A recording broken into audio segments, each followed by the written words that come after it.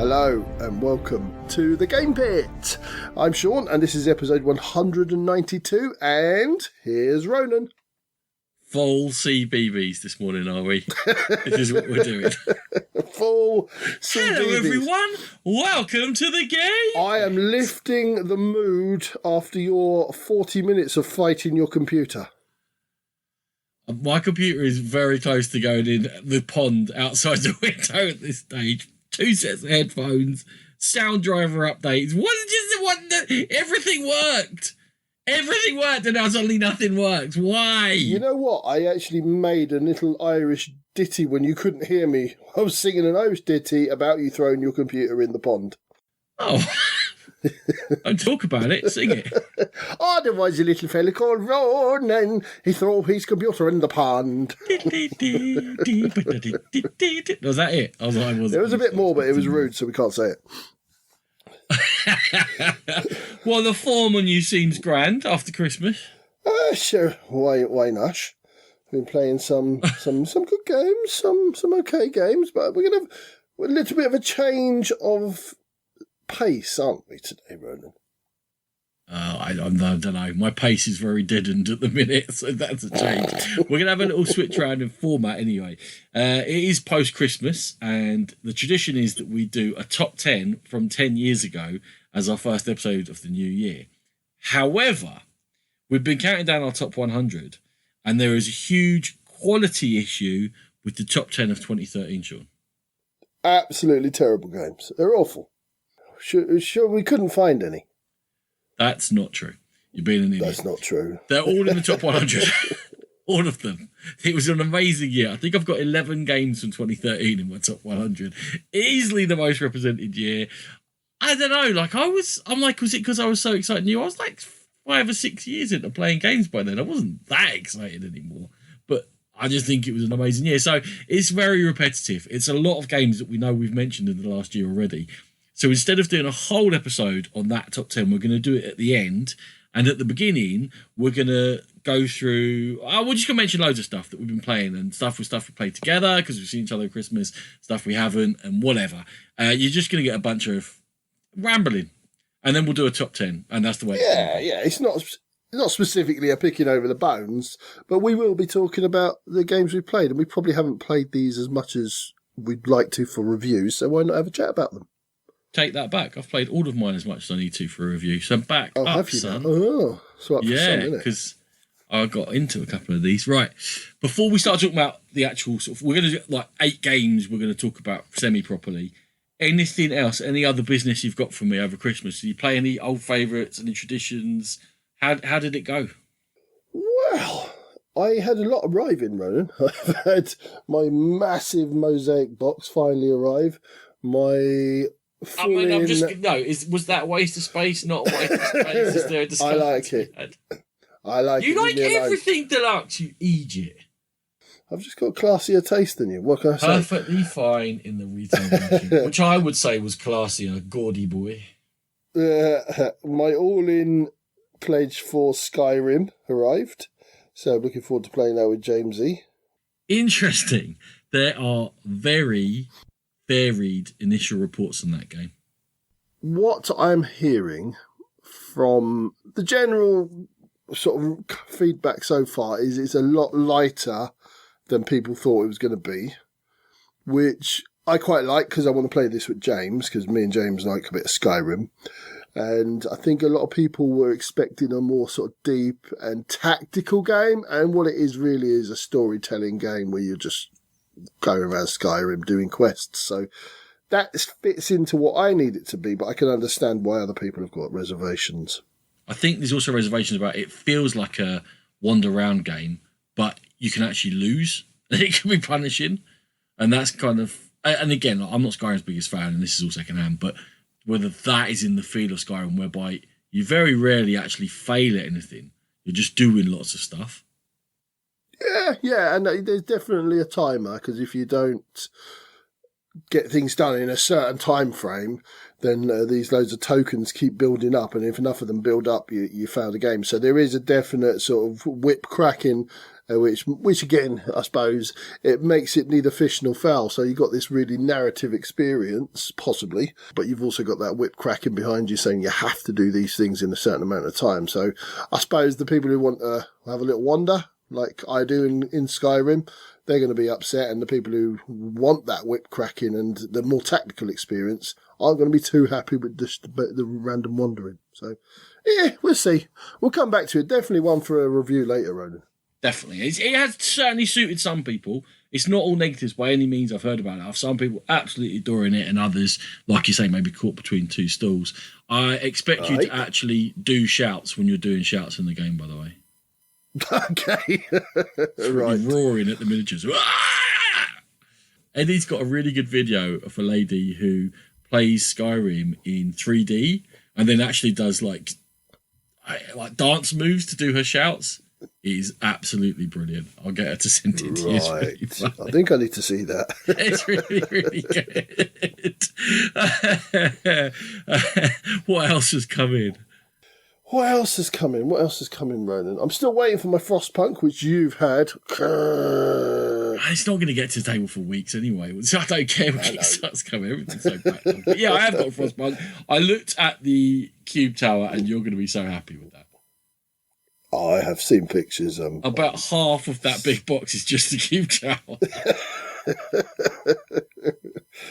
I mean, every now and then, why not? Sure. But yeah, I've got high hopes for that. Adam Krapinski, yeah, we talked about him a bit recently, and the way people are talking about it, it maybe hasn't been what some people were looking for, but it sounds like something that I'm looking for, that struggle and the co-op and the challenge. Yeah, he certainly has form for re-implementing sort of board games from computer games, doesn't he? And I do really like the computer game. Myself and Nat played it. It's another one of those. It can be a bit depressing. There's moments when you are asked if you wish to put children to work, and people die all the time. So, well, hold on. What's depressing about putting children to work? What down the mind? There's time to, man. Come on. My dad had to work in a quarry at 14 or whatever it was. And I'm trying to think what else I got. Oh, I got one of the games that we are talking about today, Resurgence, which we'll talk about later. I got that in the maths trade. And I got that genotype in a maths trade. Literally just arrived this morning. So there's a bit of excitement for me. There's a couple of games I've never heard of before. Very good. I did very well, I have to say, at Christmas. Not in any small part to you to having a wonderful cousin who got me far too many games. Thank you. Including Pilgrim. You're welcome. Which was a moment of just sheer magic. That was jaw-dropping. What? How did you get that? Oh, my goodness. Well done, you, and thank you. Was it Michael? I believe it was Michael. I really should give him a shout-out. I will look up his name and give him a shout-out. You look that up. I'll talk about some of the games I got for Christmas. You do that. Sure, I got me Pilgrim. He also got me Vagrant Song, which I'm looking forward to diving into. In the BGG Secret Santa, I got a game we're going to talk about later, Endless Winter Paleo Americans, and... Crikey, I'm trying to think what else I got. I got the Snipers Elite expansion, Eagle's Nest. I got really spoiled. So I found it was actually David. So whoever Michael was, thank you to Michael as well. But it was Dave Hitch, who is Campan Dave on Board Game Geek, and he had 2 copies for sale on Board Game Geek. So, and I snaffled them both. You're a sweet. So thank you, Dave. Thank you, David Michael. Much appreciated. Well done for making it like a clown by telling me his name was Michael. In terms of stuff played, Sean, we had a traditional family game of Articulate on Boxing Day, and Ellie was on my team, and she was getting a bit frustrated about the way we were playing it, and it didn't seem very fair how you move around the board. And I was like, look, right? They're sure this is the rules, right? And she was like, she had a couple of drinks and she's getting a bit feisty. I'm like, relax. It's a game of Articulate at like 10 in the evening on Boxing Day. Just relax yourself.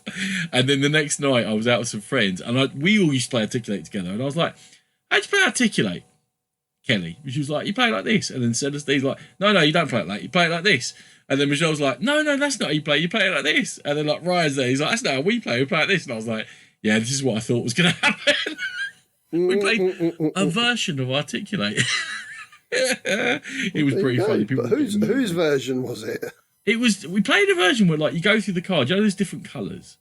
You go through the card, the same card, and whatever colour you end up on your last correct guess, that's the one you move to.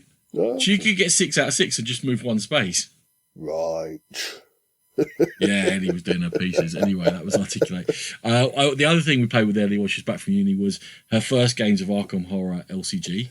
Which she hated, I heard. She despised. Oh, mate.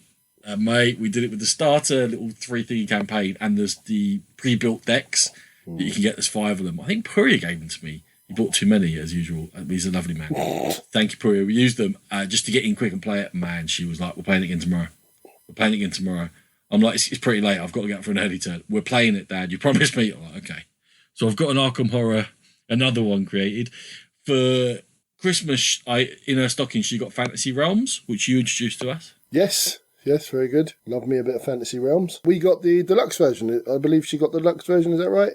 She did indeed, with the sleeves and all that excitement. I've been playing a bit of Marvel Champions. As you tend to do. So how's that going? Have we found any good decks? It's marvellous. Over 100 games now. I've been playing a She-Hulk Justice deck with a Valkyrie Defense deck. So She-Hulk flips all the time, and Valkyrie never flips. And it's like I'm trying to go a bit different on this one. It's working quite well. I'm quite happy with it. I'm taking it through some campaigns, and I just feel smart for putting that two together because they work quite nicely. Not as good as my awesome Thor Aggression Quicksilver Justice combo. Man, those two. Boom. Bit of Jackal versus Hyde on BGA. We're still calling it Jackal, are we? Oh, what? What do you want me to say? No, you play Jackal versus Hyde. That's fine. Bless you. Are you still there? That was my contempt. That's fine. I am still here. You live in that. You swim in that pool. You know what I did play? Just to jump in on your list. I played the 12 Dice of Christmas, which I just bought as a silly little comedy present for Nat. And it wasn't horrible. It wasn't great. You wouldn't want to pay him any more than a couple of quid for it, but it wasn't horrible. We actually got a bit of enjoyment out of it, so that was a success. You email all those comments to the publisher because they like to put a good comment on a page or on a Kickstarter page. Wasn't horrible. Sean, the Game Pit. Literally a bag of dice. Sweet. Cool. Anything else over Christmas? We tried to play the Matago range from, words escape me. Just One, So Clover, and what was the other? Rankster, was it? It's Repos. Repos, sorry, yes.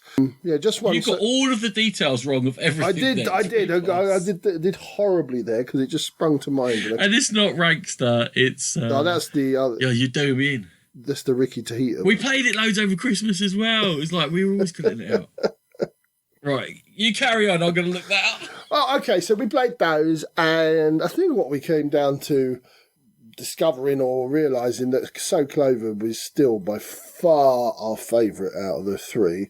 Just One is fine. It's quite clever. The three of us, it didn't really sit well with us. The one that Ronan's looking up, it's a 4-player minimum, so we kind of had to do our own little house rules. So we're yet to see that in its full splendour. But that one is a conversation starter amongst a big group of people. Yeah. Definitely. It's not really a game, but I didn't particularly like it. Fun facts is what we're talking about. Fun facts is the one. I didn't particularly like it. Nat was meh. James loved it. He just loved finding out about our opinions on things and where we sat on things. And what we did is we used my mum as a sort of ghost. Ghost, she's dead. Ghost fourth player. That took a turn. That did take a turn. You're going to talk about my aunt's ghost appearing. We both all took turns and basically, what would my mum think in this? And we put her where we thought she would sit. And then we used we're going to use other family members as well. Some of them still living. And, yeah, that one didn't click with me and that. But James loved it. And so Clover, just such a great game. We all love it. We all sit there and laugh. We give each other abuse, and that's what Christmas is about: abusing people around the table. Is in the Rice Family. I will say that Fun Facts works with anyone. So people that even would be, you teach them So Clover, they're a bit like, what is it? What they're just not. They don't like games as much. Mm. Fun Facts is not. It's not a game. It's just a conversation piece, and it is really funny, and it does start, but it doesn't have the magic of those other So Clover for sure. But it works definitely in different situations. And if you said to me we're going to play it, three of us, I'd be like, it's not going to work, mate. Especially like when it's just very close family. I don't think it works that well either because you know each other so well. You also have to be careful what cards you pick for if you are going to play with someone James's age. Oh yeah, because like something he's got no experience. Like, how much do you have in your bank account? Oh! Like, he has no idea. He has no grasp on that at all. Like, when was the last time you bought a stamp? Yeah, but I think it's the same for any group that you curate it because we're playing with like in-laws and stuff like that, and so the ones like, how many romantic partners have you had? Nope. And some of them are just boring. How many keys are on your keychain? That's boring. That's not going to start a conversation. So get into the ones that are a bit more interesting, I think. Yeah, for sure. I'm going to jump in here with something that I haven't played, but I've picked through the box. But I meant to get it played to mention it before the Kickstarter launches, and I haven't managed to do it. So I'm going to mention it now, and hopefully in the next episode I'll have played a bit of it, and I'll stop talking about it. Once Upon a Line, Sean. Yeah, Lucky Duck. Yeah. You showed me this. It's interesting, shall we say. Cuckoo. It's called Once Upon a Line, which is the name. And then the version that's getting kickstarted on January the 17th is The Butterfly's Breath. And I think they have an idea of having different stories being released under that sort of title. That's I don't know that. I think so. And Lucky Duck are super clever, right? They are really communicative. They're really friendly to people who create podcasts and stuff like that. And they put together bespoke, smaller versions of games that are going to launch. And if you're lucky enough to be sort of in with them, it's just that I met them at a Games Expo, UK Games Expo, when they were really small, and chatted about Jetpack Joyride. And from that, they've always kept in contact, which is really nice of them. Yeah. Anyway, they've sent it. It's the prologue and the first chapter or something of this 5-chapter. No, I don't think. I think it's the tutorial and prologue, and there's 5 chapters on top of it. Anyway, the really why I wanted to mention it was the game is nuts. It's set in a world where there's been a apocalypse. I think it's a pandemic, and the human population has dropped a lot. It's not really dystopian though, but it's giant insects have taken over the world. So we'll start there, right? And you're going on a story. Doesn't matter how many people are playing. You have a set number of heroes who have actions each turn and powers they can unlock, and you can like reveal new heroes as you go through the story, and then you pick which ones to use for each adventure. Right? Each adventure is set for 2, 3, whatever. Doesn't matter because it doesn't matter how many players you have. You're deciding between you which hero goes when and what they do. But what they're doing is scratching off squares on a scratchy-offy like board, which all has letters underneath it, and you're attempting to scratch off the correct squares in order to reveal words. And when you reveal words, you get to take the story card that's linked to that word and read it, and then that will give you more clues about where to scratch and which words you're looking for. And there's like a mechanism where you can only scratch off words of certain colours to unlock them, and you've got to move in order to scratch off other colour words once you reveal them under the scratch. And that is linked to a time ticking mechanism whereby you've got to get through this story in a certain amount of time or bad things happen to you. During the course of this, as you're unlocking these words, so if it says cottage, you can go to the cottage. If it says attic, you can go to the attic in the cottage. But there'll be a story thing suggesting whether you want to go to the attic or not, and you're deciding, should we go there? Should we look for that? But you don't know where the word attic is. But there are suggestions of it would be perpendicular to the word cottage, or it would suggest it crosses across, and you see, well, there's only 2 letters these words share, so it must go through here, it must go through there. And your actual actions are to choose how many squares you're going to scratch off, and you've got set templates you can use. But then there's more to it than that. And then there's riddles that come up. They have their own separate scratchies, which isn't the main scratchy board. And you can get unscratch off hints. And when you get the riddle, the quicker you get it, the fewer bad things happen to you. And in getting a riddle or certain words, you can use them to scratch off other words, which unlock powers, which give the heroes powers to make them better at scratching. And there's this whole thing that all makes sense whereby, all right, you're leveling up your heroes, they're becoming better, you're unlocking the story, and it's all through the medium of this very narrative-driven game of scratching words off from cards. So, if that doesn't, like, look, you're either interested in that or you're not. It's the lottery card of games. It's like the lottery cards, many of them. Were they the ones that you used to go and they wanted a beer exchange? No, that was, I think that was Horrible Guild. Oh, was it? Oh, okay. I was wondering what you put in the beer, because this sounds absolutely... this sounds nuts, but you got to look at Lucky Duck's track record. They do tend to pull things off. So if anyone is going to come up with a good game out of this, it's them. And it definitely sounds interesting. And a lot of people are just going to be going on the Pledge Manager, just getting the game, just to see what it's like, because it sounds crazily interesting. How many people do you think have got pre-likes on the Facebook page? We're like 10 days away from launch. Oh, gosh. I have no scale to go against because I don't really look at things like that. I'll say 1,000. Well, like, if you get 1,000 backers, all right. it 800. Fund any Kickstarter. It's reasonable. 4,500. Wow. Okay, there you go. This is going to be a Kickstarter hit already just from that. I'm like, okay. I wasn't sure if it would be too weird for people. So I can't tell you whether it's any good or not yet, but hopefully next episode in the middle of the campaign, I will be able to give you more of an idea.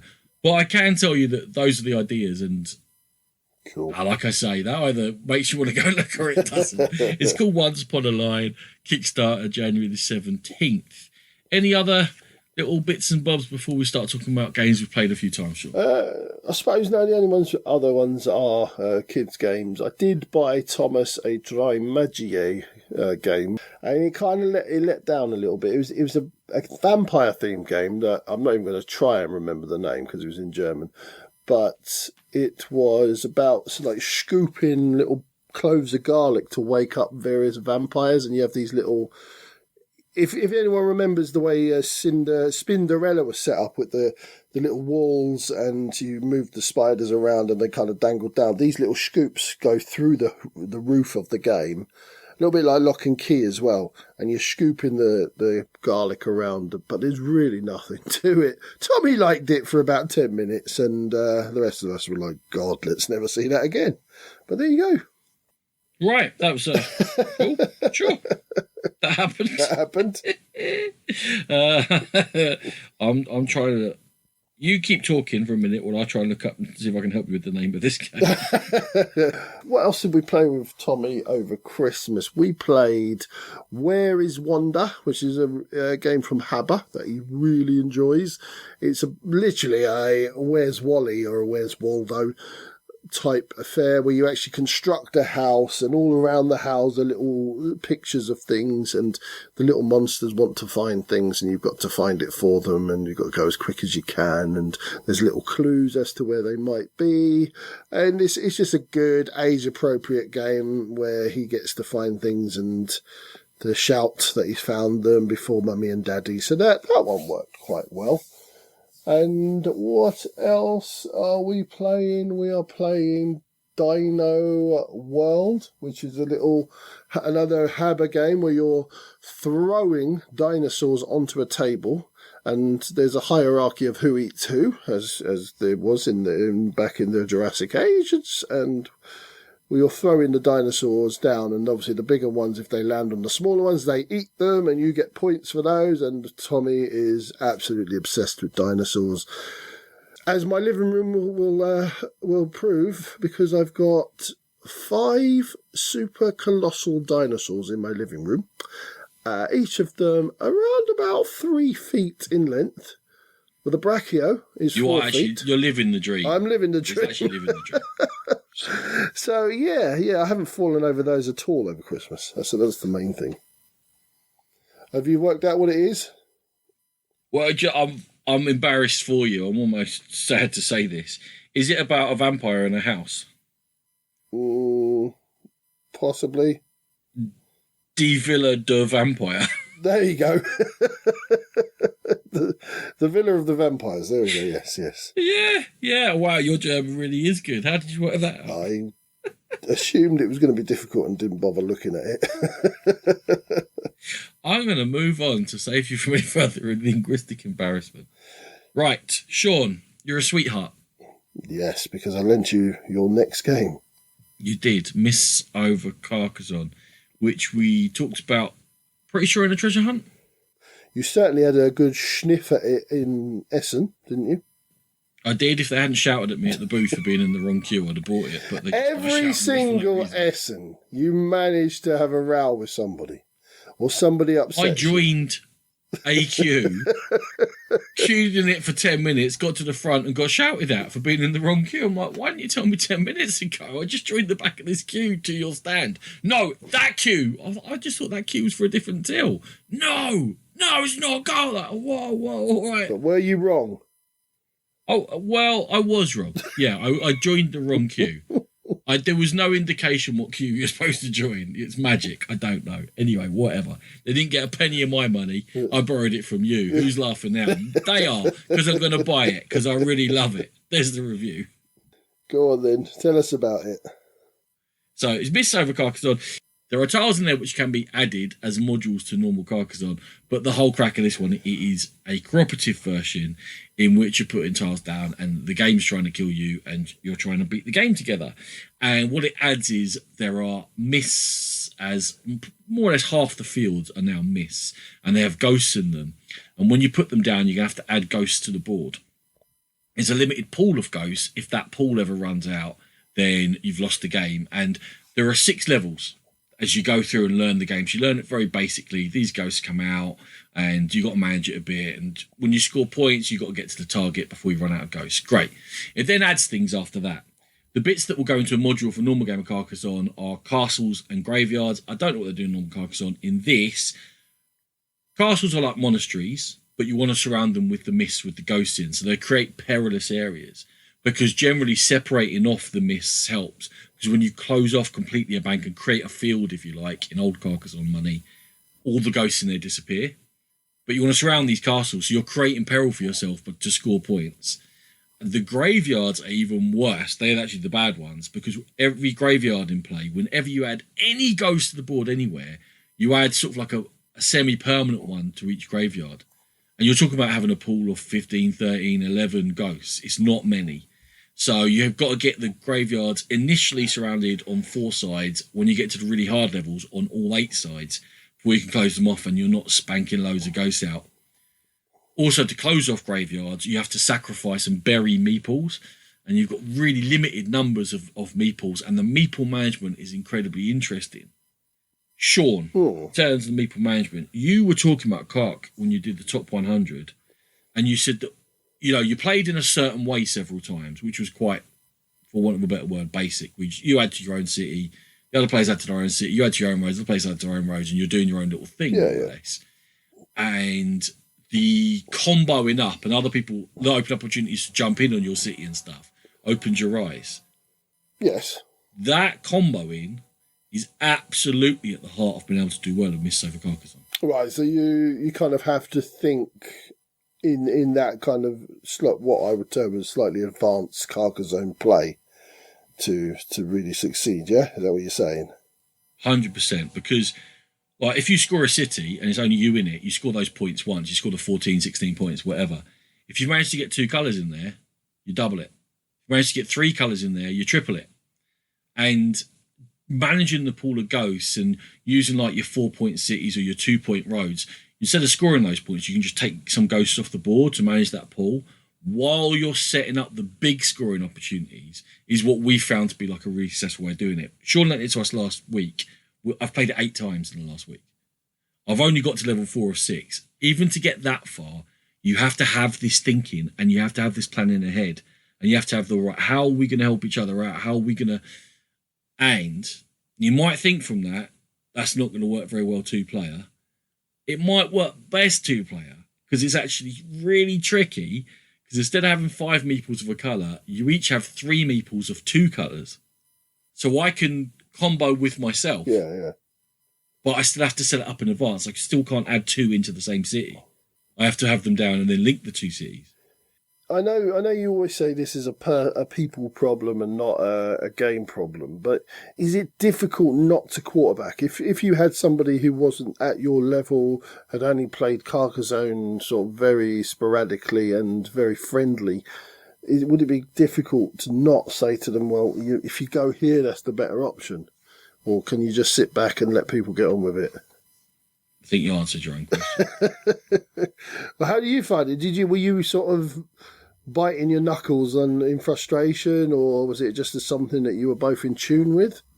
Rachel and I played it together, and she got it straight away. We taught Ellie and played it a few times. She got it straight away, and then we taught Caitlin yesterday, who has played Carcassonne in bits and is decent at Carcassonne, but it's been a long time and is not the most enthusiastic gamer in the world. And for the first few turns, she was like, "Oh, I don't know, where shall I put it? Oh, I don't know, Dad, you just tell me." And I'm like, "Well, I don't want to play the game for you." But what we did is we narrated what we were doing. I'm going to put this here around the corner so that hopefully we can join it up a bit later. And then Rachel will be like, "I'm going to put this here. I'm going to leave this just because we played it a few times. I'm going to leave this gap, which I know is perfect for a graveyard. So if we get one, it could pop in there." Within a few turns, she was in the game, and she was doing it herself. And this is like also one of the things that's so good about it. There is very rarely one good and obvious choice, because you're trying to manage and close off those missed fields to get rid of loads of ghosts. You're trying to set things up for later. You might have a graveyard that needs dealing with, which I could use this tile for, but it will add 3 ghosts rather than 2 if I put it somewhere else. But equally, I could use that tile to join up these 2 cities we've been trying to do for a while. And there's generally a few pots on the boil at once. And it's like, well, which of these am I going to add to? Which am I going to join up to? And then always, of course, you might get like a right angle road tile where you're like, well, my turn's rubbish, I should put it there. Move on. That happened. But generally, for every tile, there are multiple options once the board's built up a little bit. So if someone says, I'm going to put it here for this reason, it's very difficult to say, well, that's not as valid as this other reason that I'd thought of, or this other reason, or this other reason, or that 5th reason you could have done it for. Any of them could be valid. And the levels, like you said, you reached the 4th out of 6. Is the first one quite easy and maybe family level, or did it start off quite difficult if you haven't really sort of played a lot of Carcassonne? No, I'd say the first one's quite easy, but also what I'd say is, having played a good bit of Carcassonne and played a lot of co-ops, start on level 1, because it is just a slightly different way of thinking, and there is just a couple of things to remember and also to manage. So where I say that there might be 5 or 6 valid places to go, that's because there's 5 or 6 issues going on at once. And they're all quite low key, don't get me wrong, they're not like high pressure, we've got to do this in the next 2 tiles. That can happen, because you have to hit certain point goals before you get through the stacks. You divvy it up into 3 stacks of tiles, and by the time you get to the bottom of the first stack, you have to get that certain number of points. But that's in the higher levels. In the lower level, it's worth playing level 1 just to go, okay, cool. This is the foundation. What's level 2? It adds this couple of things. Play it. Got it. Now, I start on level 3. Even when I'm teaching someone like Caitlin hasn't played that much Carcassonne, start on level 3. This is the actual game. Yeah, levels 4, 5, 6, you're getting there when you're good enough to get there. So I'd say 3 is almost like the default. You could teach someone from there. Cool. For family, so your question was for families. Yeah. Start on 1. Yeah, fair enough. Definitely start on 1, and there's a game there, and it creates that inner logic of the system of, okay, that's what we have to manage, that's what we have to be aware of. And every edition of rules is intuitive. Like, even when you first read them, you're like, it does what? I'm sorry, what? And then, so you get like these little hounds that come out when you hit certain point goals. Like I said, if you hit the point goal for the first stack, you get a hound out. They'll chase some ghosts away, and then when you score the meeple that the hound's with, they'll score a few more points again. And it becomes second nature how they work. It's just like, oh yeah, cool, we'll use a hound. It can do it, help us do that, help us do this. It's really, really good. What did Matthew Jude say about it? Well, I was going to get to that. I had no interest in this, even having looked at it in Essen. I thought it just looked a bit chaotic, and I was wondering what the draw was. And I'd been stung a few times by Carcassonne expansions and new implementations, and I just wasn't that fussed by it. But you got quite excited about it even before you played it. And then, as you alluded to there, Matthew, he thinks it might even be his game of the year. So that's how much he likes it. He absolutely adores it. So between the two of you, you made me interested, hence me buying it and then lending it to you, and you've gone on from strength to strength with it. So I'm definitely interested now. If this isn't in my top 10 for 2022 when we come to record it, it would have been a hell of a year. It will be a 2013 beat. This is a fine, honestly, this was a fine game. We've had a ton of fun. I know we're not supposed to be rating these, but I think, Ronan, you're not going to come back to this and do a full review on it. So you might as well give it a rating because you've played it enough. Put you on the spot now. Well, final rating is going to be dependent upon, for us anyway, how challenging it is at level 6. Because if playing level 6 is always a challenge, it always feels hard, that's what we're going to want it to be. And that will ultimately dictate whether it's a game that we've played 15 times and it goes to the wayside, or we're still playing it at 50 times, and an absolute classic. So, but you can hear that already it's up there somewhere. My current rating of it would be something like 90. Wow. Okay, I was thinking high 80s, but he's gone into the 90s, people. Wow. Yeah, there's a big difference between those two. Yeah. We got it out and we just want to play it all the time. And like I say, we're enjoying it. Eddie's enjoyed it. Kate enjoyed it. All different levels of gaming. I tried to order it the other day. It turns out I ordered the new of just version of Carcassonne. You idiot. And I'm like, I may as well keep that because all the expansions or whatever can go in it. So I've now got new Carcassonne. It's hard to get. You can't get it, apparently. Sure, it'll get reprinted. I'm sure it'll be easy to get soon. But yeah, you might not get yours. Is that you stealing my copy? Well, borrowing it. Speaking of Essen, and thank you for lending it to me. Speaking of Essen and being excited and going to a booth and possibly going back to a booth and then possibly going back to a booth again on Saturday just to get a game. Sean, you've been playing Oak. Yes, Ronan, Oak. We're going back again to me liking the deluxe version of things. I could have got the bog standard version, but I really wanted the deluxe version of Oak, so I kept going back until they had it. So yay! And it probably wasn't worth it. It's not that deluxe. So Oak, yeah, 2022 release, Wim Goossens, and coming from Game Brewer.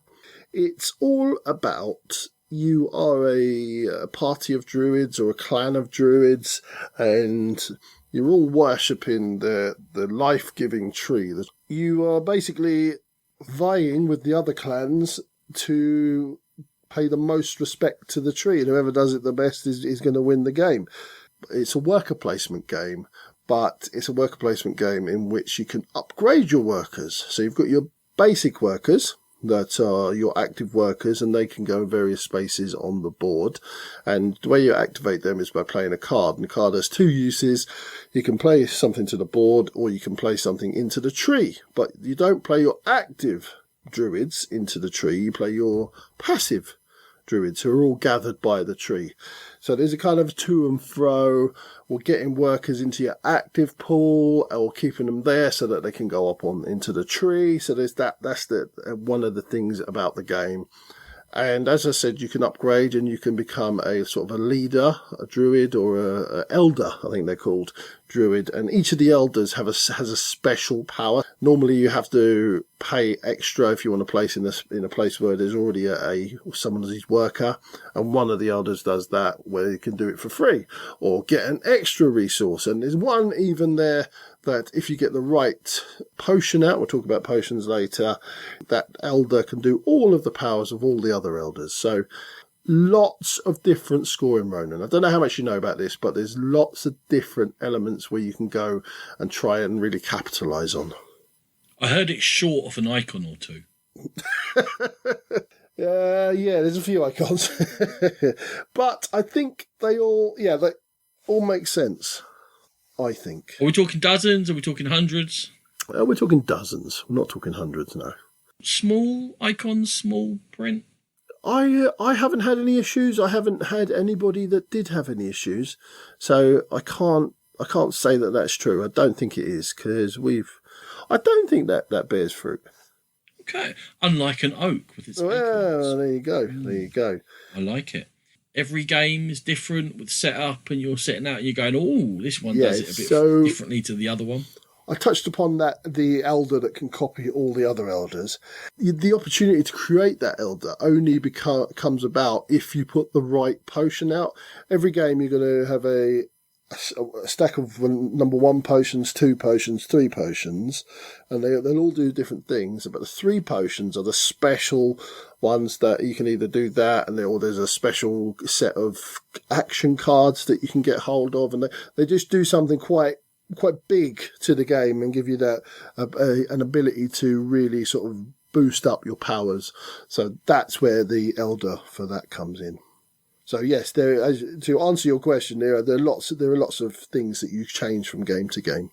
Within sort of that changing, like the powers change and how you do it change, you always have to have a plan, and things are very tight. Right. So that touches on something. So you always have to have a plan. But what we have found, it's a 4-player game, but there's 5-player boards, and each player board represents a different clan. But each board has got its own special, unique, asymmetric power. And what we have found, if you don't lean into that, and other people do, you won't have a chance of winning the game.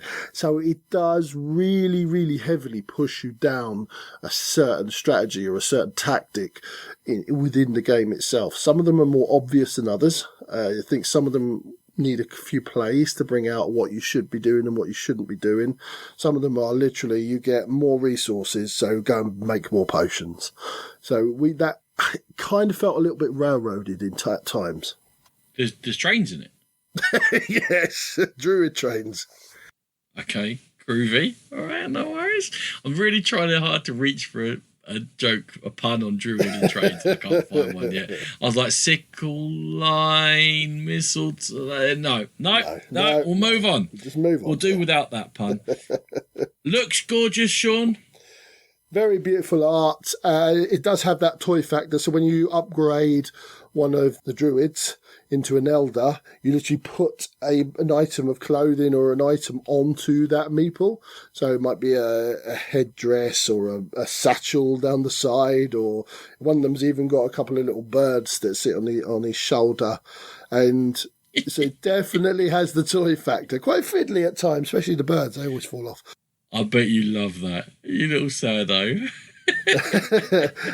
But it does look beautiful on the board. It's There's a night and day side sticker dolly as well. dressing up for Sean. Yay! There's a night and day side as well on the deluxe version, so you can flip it over and it's night and it's all lit up and it's all very pretty, and the components are all wooden, nice components in their own trays, and yeah, it looks lovely. It does look lovely, but it's that Game Brewer type of, where other companies are using game trays, Game Brewer are very particular about not using plastic in the game, which is brilliant, which is really great. So it probably doesn't look as amazing because everything is those boxes that you make out of the punch boards where you put them together yourself. But yeah, you can't knock them for protecting the environment, so fair play to them. The druids would probably do them in if they hadn't.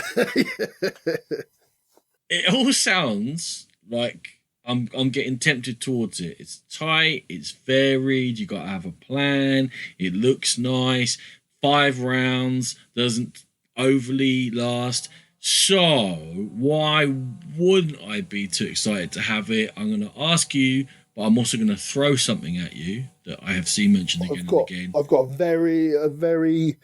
let me just say this. I like this game a lot. I like playing it. I don't like the way the game ends.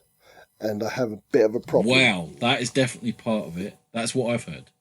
Should I let the person who's played the game say it? Go on. So there is no end of game scoring. The 0. So depending on how experienced you are with the game, we're finding that maybe into round 4, halfway through round 4, we can pretty much say There's nothing that you can do. I'm going to win the game because I'm ahead and I know what I'm going to do and I know what you can do. And there's nothing really you can do to alter me winning the game.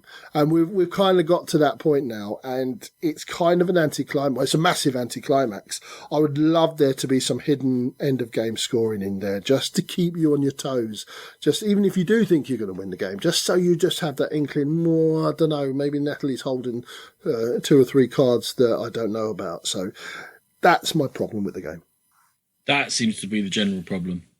Yeah, you're right. I'm going to agree with you there. No, thank you. But in general, playing the game is really enjoyable because of all the different routes you can go, and you're collecting cards that give you powers. You've got artifacts that you collect initially, and you have to spin and you have to give back points, but the powers are so good on them, and they get you points at the end, going up the tree and choosing which branch to go, and you choose. So I say there's no end of game scoring.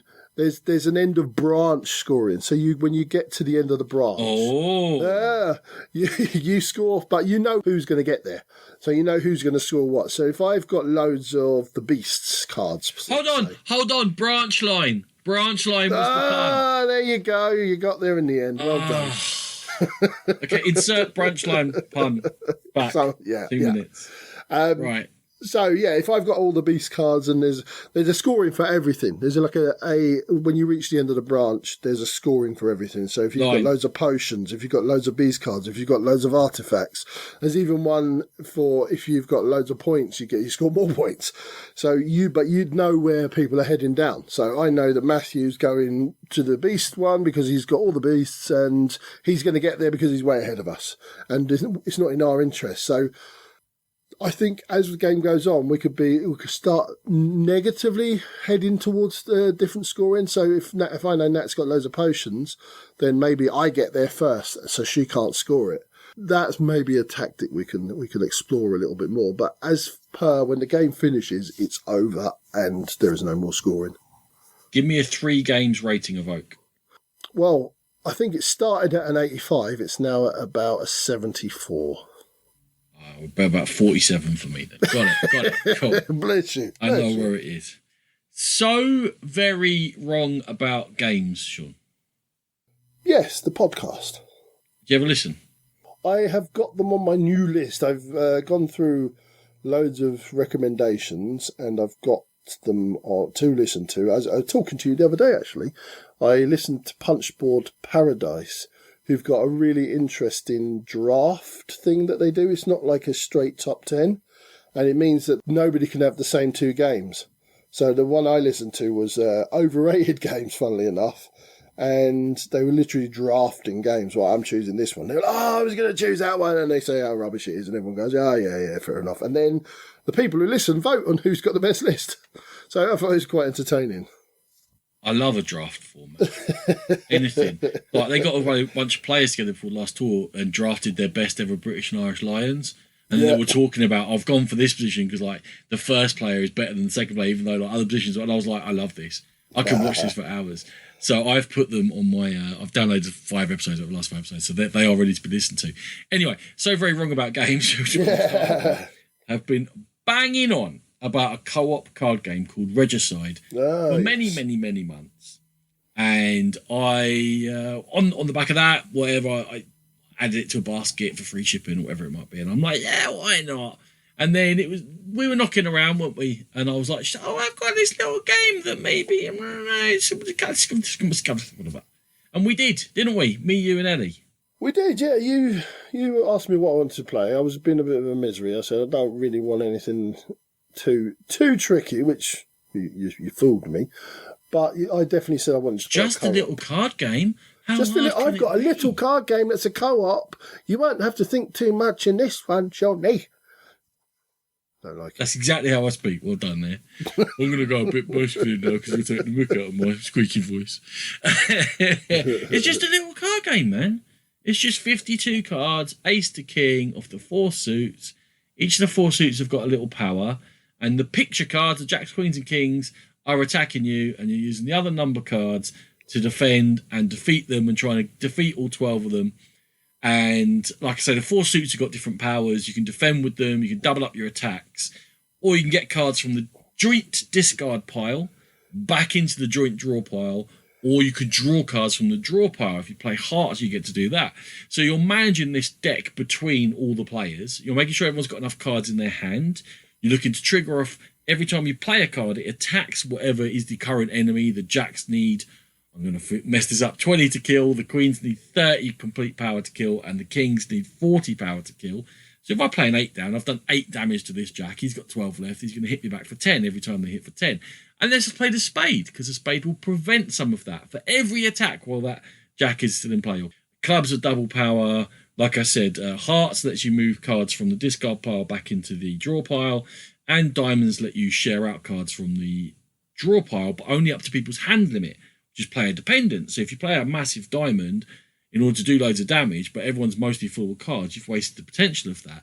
But it might be the right thing to do to prevent you from taking lots of damage. As you defeat picture cards, they come into the discard pile or the draw pile if you do it like exact amount of health damage to it. There are aces that let you combo up, so you trigger more than one power at once. You can combo up lower value cards and they add each other's value together, and you can trigger off all the suits off them if you're brave enough to sit there with low value cards in your hand because you're about to get hit by something. And every time you get hit, you have to discard cards of the value of the damage you've taken. And if you can't do that, you die and we've all lost. And it's just a simple, friendly little co-op, Sean, that you don't have to think too much about. It's just a little deck of cards.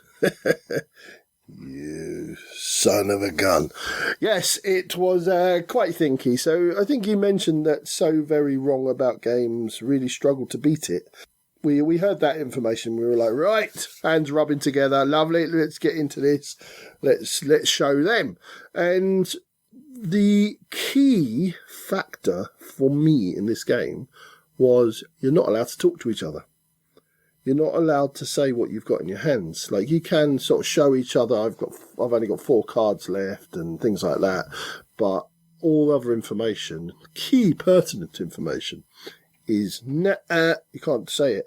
And I really like that because we had to read what each other was playing down. So I'm going to come straight off, Ronan. I really like this game. Maybe not instantly, but the more I played it, and then afterwards, I thought about this game. And I thought about things that I could have done better and things that I could have done to help you read what I was doing a lot better. So I think that shows a good game if you're still thinking about it a week afterwards. You know that whole idea that you could have passed information to me by what cards you played shows that you've been playing the crew. Yeah. Before we played the crew, you would never have thought of that, I promise you. No, not at all. You're becoming a trick taker, mate. Slowly but surely. I was very taken by this one eventually. Initially, it was kind of a brain burner.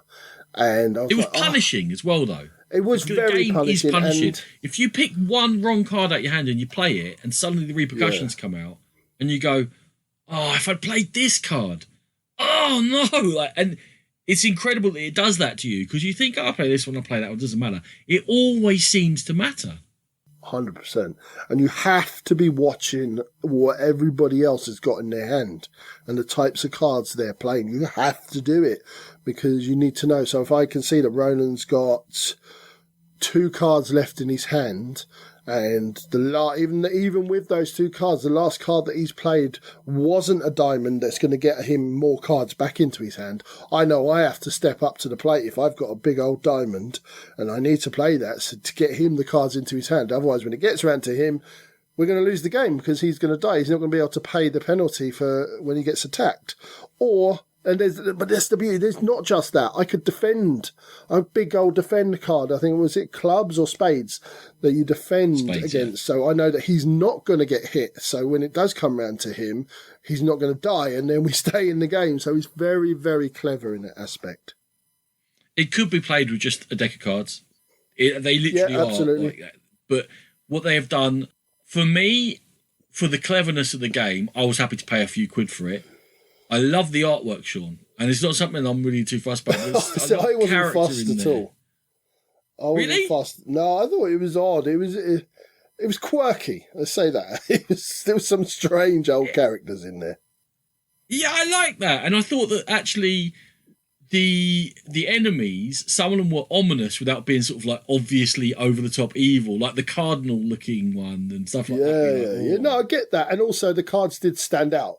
So even at the end, like I said, I always got that massive bald thug looking one. And Ellie was like, yeah, I always got the little duck-billed platypus thing. And they stood out.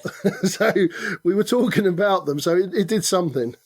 The Five Hearts is a penguin that's like carried like, it looks like a Dr. Penguin. You're like, penguin. Give me a penguin for. It did its job. Like the art did its job, definitely. I really think, to me, it created a little bit of an atmosphere of you're in this sort of ominous world and you're fighting, and very, like you say, strikingly simple, but very like gives you a strong impression of what's there. Big hit. Thank you, So Very Wrong About Games, for pointing it out. Like I say, it was an add to basket throwing thing. 100% worth it. I've had loads of fun with it. We played it again last night. Minds were blown. Thoughts were thought. Conversations were had. Mistakes were made. A 7 of something was thrown down. And then we lost the next turn. And they were like, oh, if I'd only played this 7. Yeah. But you just throw it down because the game is so quick to play. It's pretty quick to teach. It takes a little while for people to get what everything does. I think only because you're thinking about so many factors in this real simple decisions you're making that you get yourself mithered a bit until you kind of get into the rhythm of what they all do. It's challenging, it's cheap, it looks nice, it's you'll talk about it afterwards. You cannot have an alpha player because you cannot know what's in each other's hands. So even though that is a person problem, not a game problem, it's not a problem in this whatsoever. I think Registine is absolutely a big hit. Fantastic little game. Yeah, definitely a very good game. Cool. So the next game I would like to discuss, Ronan, is Lacrimosa. Lacrimosa made quite a big splash at Essen. It was designed by Gerard Asensi and Ferran Renelius. They hadn't really done anything until this Essen, and they were also responsible for another game we previewed, which was 1998 ISS. And Ferran, on his own, was the designer of Insecta, the Ladies of Entomology, which had a little bit of buzz for one of the smaller games, and it's coming from De Vere now. Lacrimosa. What is the theme? I still don't know. It's something about Mozart's just died, and we are students of his or acolytes in some sort of form, and in one aspect, we've been asked by Mozart's widow to finish his last work, which was the Lacrimosa. And in other aspects, we are going around Europe boasting about how much we knew him and talking about him. It's quite odd, Ronan. It is quite odd. And I've been told off for moaning about themes in here, moaning that I don't want all the same themes, and I like to see different themes, and then I'm not allowed then to moan about a different theme, I've been told. This theme puts me personally off. If you dig it, all about it. I am tone deaf. The whole music thing doesn't get me. I played the drums for a reason, because there's no tone to them. So that suits me. So the thing with the theme, Sean, is at least it helps you teach the game and run it and play it, because it all ties everything together. No, not at all. Not at all. No, not at all. Not at all. So, okay, the theme's odd, fine. People who are into music and classical music might look at it and go, oh, yeah, mate, that makes a lot of sense. But even within the rules themselves, they call things by different, like an ode is called an ode in one thing, but then described as something else in the rule book. The rulebook really, really tries to bring that theme in, and it makes it really difficult. So you're like, what's an aria? What's an ode? And what's a memory? And there's a religious performance, and no, that one's not a religious performance. That's a monument performance, and it's just there's too much of the theme just splashed and painted onto this, and it starts getting in the way of what actually is a really good game mechanically wise. Yes, and I've heard that from more than one person, that mechanically, once you get into it, it's quick playing in terms of you're doing things quickly, and level of interaction? I know there's like a different twist on area control on the actual Lacrimosa itself. Is that correct? Am I talking rubbish? That is correct, absolutely. Yes, there's an area control end of game scoring bit, which is the Lacrimosa itself. And so that has a definite interaction. Moving around Europe as well. When you're travelling, when you go to an area, you are taking the tile and it doesn't come back until the next round. So there is that as well. You're taking things from people that they might want. Isn't there a thing where you set up your next action with one of the cards you play as well?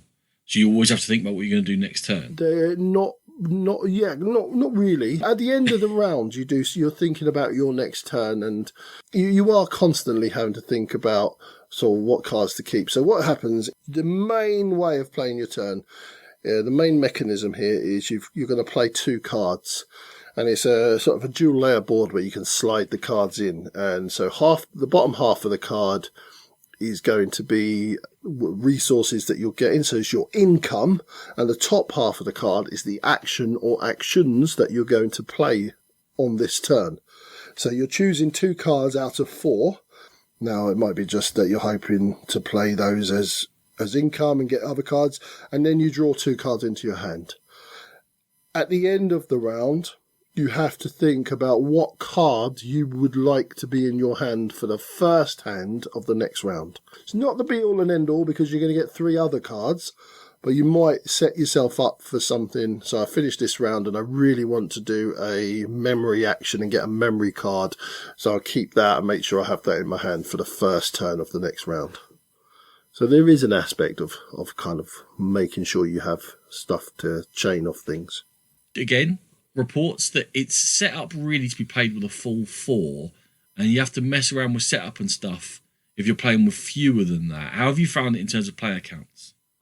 I've only played 2-player, so I don't really know, but with the full 4, you would have more spaces in the Lacrimosa itself, so you're just blocking off spaces for the area control at the end of the game. That's really all you're doing, and there's a lot of moaning about the setup for 2-player. There's a few tiles you remove from the game that have 3 and 4 dots on them for 3 and 4 players. There's not really, and a few cards. You take 2 of each card of each type out, but there is quite a big setup in itself for every game because you have to shuffle the round 1 deck of cards and then put a block, a separator, divider even, underneath that, then shuffle the 2 and then so on, all through to the 5th round. So there is a bit of card shuffling there. Overall, Lacrimosa, so mechanically you've enjoyed it? Really, really enjoyed it. You got a bit of deck building in there, so you bring cards into your hand, but it's not a deck builder as in your deck's getting larger. When you bring a card into your hand, it replaces the card that you'd played, and it's a better card for income, and it's a better card for actions, and they get better as the rounds go on, so you're constantly thinking, right, I need to improve my hand all the time. So there's lots of things going on. They all make sense outside of the theme, but once you put the theme in, it makes it a bit murky. Murky? Okay. Murky, yeah.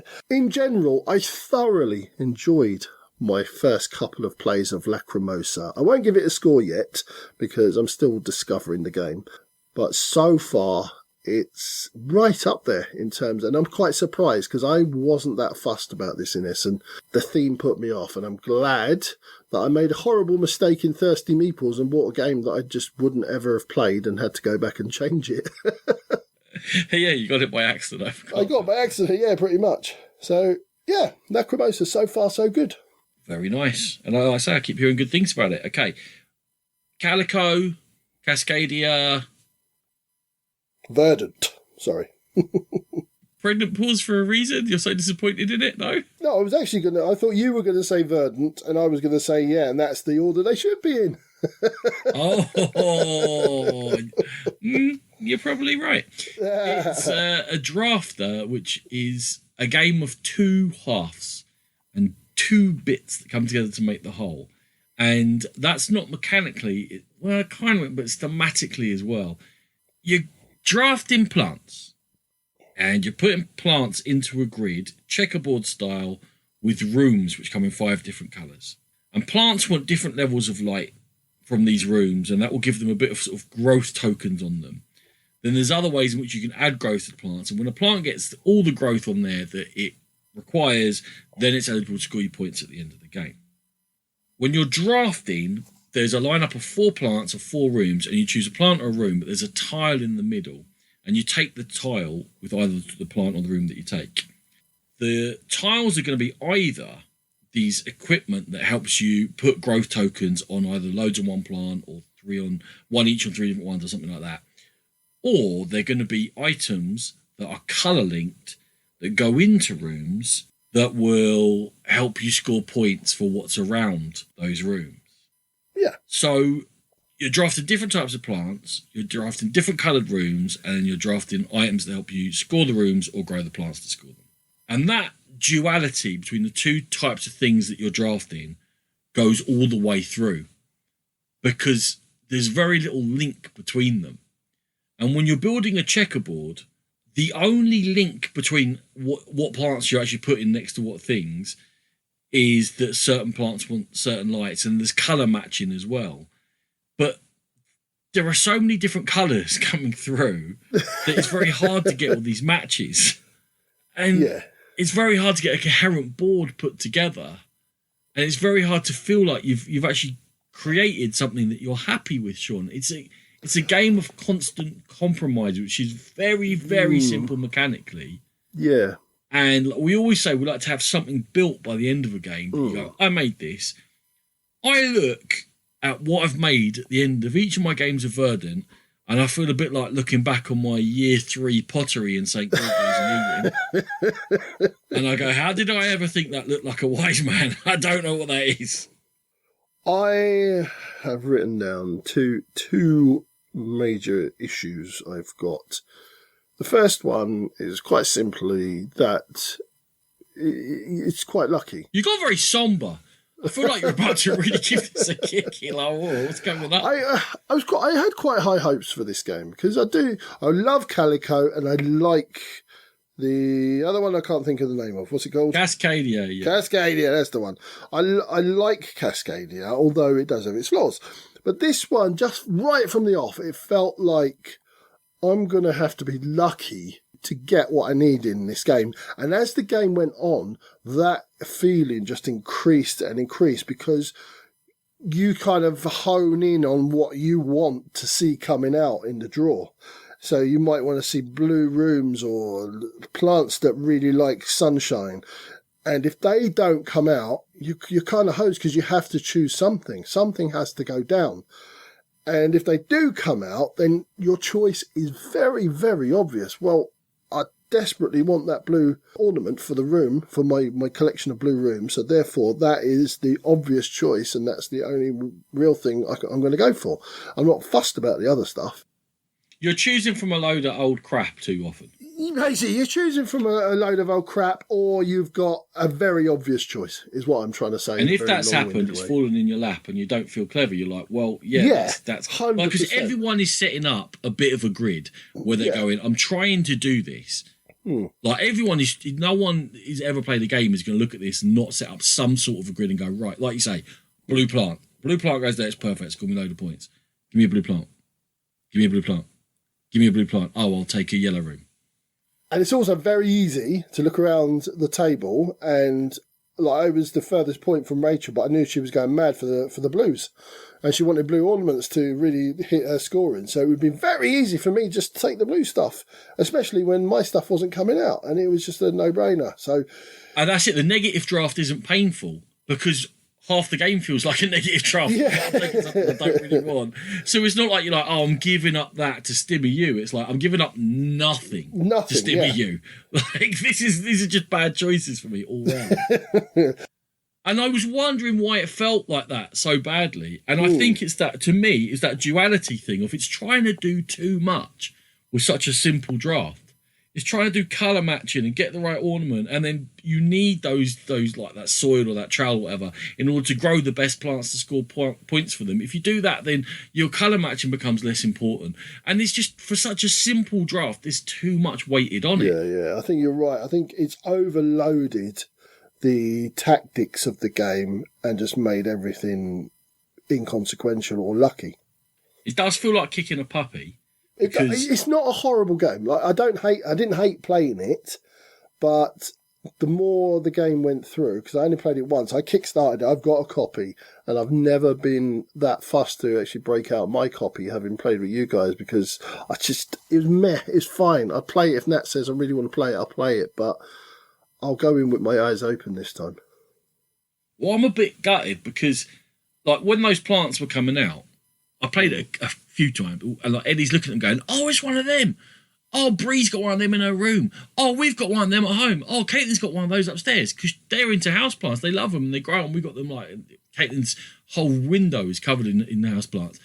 So, and I'm like, oh, great, a theme, and they love it. And, you know, it'd be the same as me pulling out, oh, it's the Bastard of God's Grace. Oh, look, it's Jon Snow's sword. Oh, look, whatever it might be. I'm like, oh, that's so cool. It's in this game. That's for them. And you see their enthusiasm for the theme, and you're like, yeah, great. And then it's a dull game. And I feel bad for kicking it. It's the theme thing again. I love that you went for the theme. I wish you'd carried on the houseplant theme and not brought in a weird colour matching thing to go with it that doesn't go. Yeah, agreed. Verdant is a disappointment, and from Calico basically said, I'm definitely getting Cascadia. It was okay. All right, I'm definitely getting Verdant because it might be a step back up. It's actually a step down, so now they're going to have to prove something to me because I'm not getting the next one in the line, if there is another one, without having played it first. So I'm gutted. I really want to like Verdant. I concur, sir. I concur. Right, so moving swiftly on, and I did mention this slightly earlier, Resurgence is the next game I would like to talk about. And it arrived in my house via a maths trade. It's very hard to get, if impossible, pretty much through the shops. So it was only a Kickstarter, and I don't know if there's any plans to put it in the shop. So I was very happy to get it, and it's designed by Stan Kordinsky, who we'll be talking about very soon, because he's also the designer of Endless Winter Paleo Americans. And it comes from Half a Kingdom Games. It's set in a post-apocalyptic Russia. And things have happened, nuclear weapons have gone off, and the very few survivors are now trying to, continue to survive and just trying to build a society up from the ground. There are mutants wandering around the wasteland that are going to make life more difficult for you, and it all sounds very thematic, and that's not really what we've got here. Oh, really? Absolutely drew me in, Ronan. Absolutely. I thought, let's just go into the mechanisms quickly. It's a bag building worker placement game with a post-apocalyptic theme. Sounds amazing to me. Thoughts? Well, because everything I read about it is just a Euro, which was that like splashed on top, and it's all about the mechanisms of the bag building and the worker placement. I haven't read anything people going, yeah, the theme really came through. Wow, I'm surprised you got it for the theme. I kind of looked at the theme and I looked at the mechanisms and I thought, what a nice blend, perfect for me. But anyway, let's go in. It's a pure Euro, right? Yeah.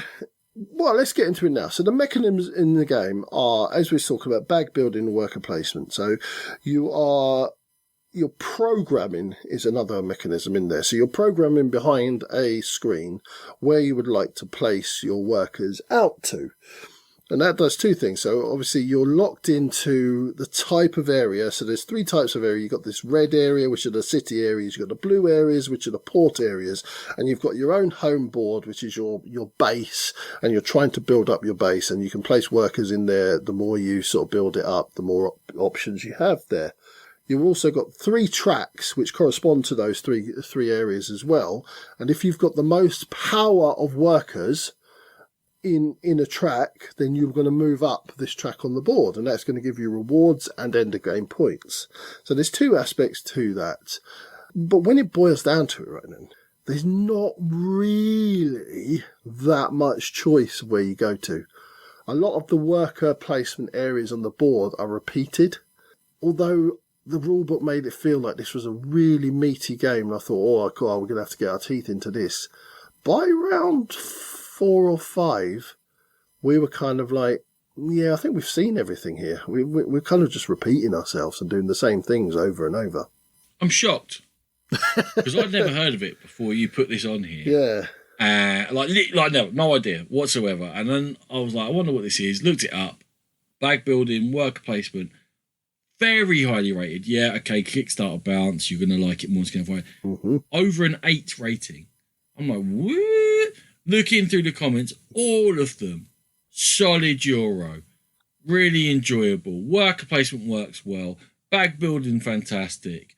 Production really nice, reasonably priced. It was just positive after positive after positive after positive. A few of them saying it's a bit too generic, and I was like, he's going to like this. This is going to be a surprise hit. So you've knocked me out. I don't know what to say. I don't know who you are. I definitely want to bring it down to yours and play it with myself, you and Rachel and whoever else is around, because I'd like to get your take on it. I might take it if you carry on being this rubbish. So the workers all have their individual power level. So you've got yourself, who's the hero, general, whatever, and that's worth 3 points towards your worker placement sort of stuff. And then you've got specialists. There's 3 types of specialists, and they're all got 2-point values. And you've got your bog standard worker, and they've just got 1-point value. But there's only 3. As I said, there's only 3 that you can add to your bag. And so there's a stack of them. There's 4 of each.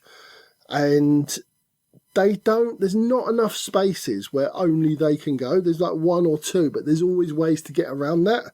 And there's maybe 1 or 2 spaces on your player board that they are. All of this, because this sounds like familiar to what you were saying before. Is it because you played only 2-player? I think it possibly worse with more players. All it'll do is add frustration. So to go into so there are mutants wandering, I said. But you have to have frustration and a good worker placement. You have to have but it's a very mild frustration in that to go into a space where there's another worker, you've just got to pay one of your resources. And yeah, maybe that's where the 2-player became easier, because it was easier to generate resources. So we didn't care. Like, yeah, I'll give a bit of food to go into the same space as a mutant or the same space as Natalie. So that didn't really hold water at all. So it just doesn't feel difficult to do what you want to do. Not at all. I think like there should be a pause on this review. Then we have to go and play it with like 3 or 4 players. And then we press play again and go, with 3 or 4 players, it's exactly the same and it's still rubbish, Ronan. Or with 3 or 4 players, it completely changed it. Maybe, but I don't think it will. Like that's my take on it. I don't think it will change it. I can't see it. Normally, if I can see, yeah, you know what, we played this too, but this is a 3 or 4 player game, and I say that to you quite often. This one, I just can't see it. It's not terrible, but we did both said to each other at the end that was a round too long because it got boring. Okay. Your negative has almost made me want to play it more. I want you to play it. I want to bring it down because I want your take on this. There's also a lot of people banging on about the solo game of it as well, which I reckon you haven't touched with the job. No, I haven't touched that. Yeah, I didn't think so. I mean, and it can be with these games that a lot of people played it solo and they liked it, and that's why it's bumped up. And it just doesn't work for us because that's not what we're particularly interested in. So, maybe. To be continued. Speaking of solo, this is a solo player game, and it is solo player. Is that a thing? Should we say that? No, that's not. Okay, a solo game. It's Resist! It's got an exclamation mark. Resist, Sean! Resist, Ronan! It's about Spanish resistance to General Franco. And it's a solo game in which there are 4 missions in play at once. And you have a small deck of resistance fighters, which are littered with useless spies. And you have a small hand of them, and you're deciding which mission to go on, and each of your fighters has got dual aspect on them, whereby you can keep them hidden for particular powers and attack strength, and you'll get them back again later in the game, or you can reveal them for generally a stronger attack strength and a different power, and situationally it can be more or less useful than the hidden power, or they will not come back to you because they'll be revealed and they will have been taken away. And then you are going to flip over enemies on this mission, which will have various effects. If you defeat them, you might get a bonus. If you don't defeat them, something bad will happen. They might guard the mission or guard each other, so you have to take out the guards first before you can go on further. And you're looking to defeat the mission To get it, you score points, it goes in your victory pile, and a new one comes out with more face-down enemies. If you don't defeat it, generally something bad's going to happen. Although sometimes something good for the first few, which is a bit weird. If you ever don't defeat 2 missions you've lost, there are certain effects within the game which put civilians into the graveyard, and you draw from a deck. It's one of the weirdest aspects of it, because having 5 civilians in the graveyard will lose you the game, but the cards have between 0 and 3 civilians on. So you can lose from flipping 2 civilian cards, or you can still be in the game from flipping 6 civilian cards, because the 0 can come around again and again and again. So that's a bit weird as a cat. Anyway. Or you can lose by having all spies in your hand, by your deck being thin so much and you've used up all your resistance. The idea is that at a certain point you're going to go, right, my cell of resistance is not strong enough. I'm stopping here. I'm going to count up the number of points I've got from the missions that I have completed, and that's how well I've done in the game. Once you know how to play, there is a scenario book, which has got 8 standalone scenarios and then a small 3-scenario campaign. And that, I think, really is where the heart of the game is, and that's where you're going to have a bit more structure to what you're doing. The sort of base setup is more about just learning how to play. People were excited about this at Essen, and they were rushing around trying to pick it up. I had backed it. Yeah, they were. And I had backed it, and I had got it before Essen, and I tried it. And I bounced very, very hard off it, Sean, for 2 reasons at that time. One of them. I know what one of them is. You will not hear this from me very often. The quality of the components is absolutely shocking. I made Sean touch them. You absolutely did make me touch them, because you're very upset about the quality. Now, I know for a fact that you generally don't like the sleeve cards. I think you've got a bit of an issue. You don't like the feel of sleeve cards or the way they stack or something. And yeah, I think it's one of the very few that you have sleeved, and probably for good reason. I've got 2 issues with sleeve cards. One, I constantly feel like I'm on my nerves playing with them because they slidey so much. So I have to grip them harder, and like if you knock them on the table, they'll go flying. So I'm always a little bit nervous. And secondly, the corners stick in your hand. This corners stick in your hand. It hurts. The corners stick in your hand. They're sharp. I've got respect for you for the first point, but mate, you've just got to grow up a bit. Not let them stick in your hand. Oh, I want the rounded corners. I don't want the sticky ones. Okay. It did make me sleeve this to make it playable, in my opinion. I couldn't shuffle those cards. They're too rubbish. And you never hear that from me. And I hate sleeving games. And I had to, so I had to spend a load more money on this game and find out how many I need of each card sleeve and what size they are and all that sort of nonsense, and then get them in. I'm like, ugh. So I bounce off it for that reason. The second reason is, well, actually, there's probably 3. I hate it when it's just a solo game that says get to a certain number of points. There's no actual victory condition. It's just how'd you do? 10 points. Wow. I saw that a lot in the comments, because I didn't know anything really about this game other than it had poor components. And that was one of the main things that people I want to feel like I've won. But you get to a certain point and you just check your points. Is that right? And just see how many points you've got, and if you've got enough points, you've won. Is that? Well, you haven't really won. It just sort of says, yeah, you did okay. Yeah, you did good. You did very good. It's one of them. Now that is in the sort of rando setup. When you go into the scenario book, which is what I was trying to say, learn it, then start playing the scenario book. And obviously, I must have come back to the game to be able to say this after bouncing off it hard. The third bounce off, by the way, was it doesn't play like other co-ops or solo games. When you go to a mission, you're not going to kill all the enemies, or very rarely. You need to leave things alive, and you need to take some negative effects, because you have to do the mission, apart from once. So you're always making a judgment, and also you want to be protective because you only have 12 operatives. You have to sacrifice them. A lot of people are saying even winning a mission gives a negative reward sometimes. Is that right? Yeah. yeah, it's true. There's one of the level 1 missions that comes out, and you get a mix. There's you have 4 of 8 and 3 of 6. One of them is add an enemy to all other missions. So it's like I can never go and do that one because. So I've done well, and you've just slapped me around the face for doing well. Thank you. Yes. And going into it and not knowing that much about it other than it's a solo co-op, those factors all made me go, whoa, no. This is a bad experience. I popped it back a bit and went, right, I need to chill out from the fact it's annoyed me on buying the sleeves and that. I need to go again at this, adjusting my expectations from I'm going to here to clear everything out. I'm a hero. I'm going to kill the soldiers and do the mission and move on and build up and get more powerful, to I am a resistance cell.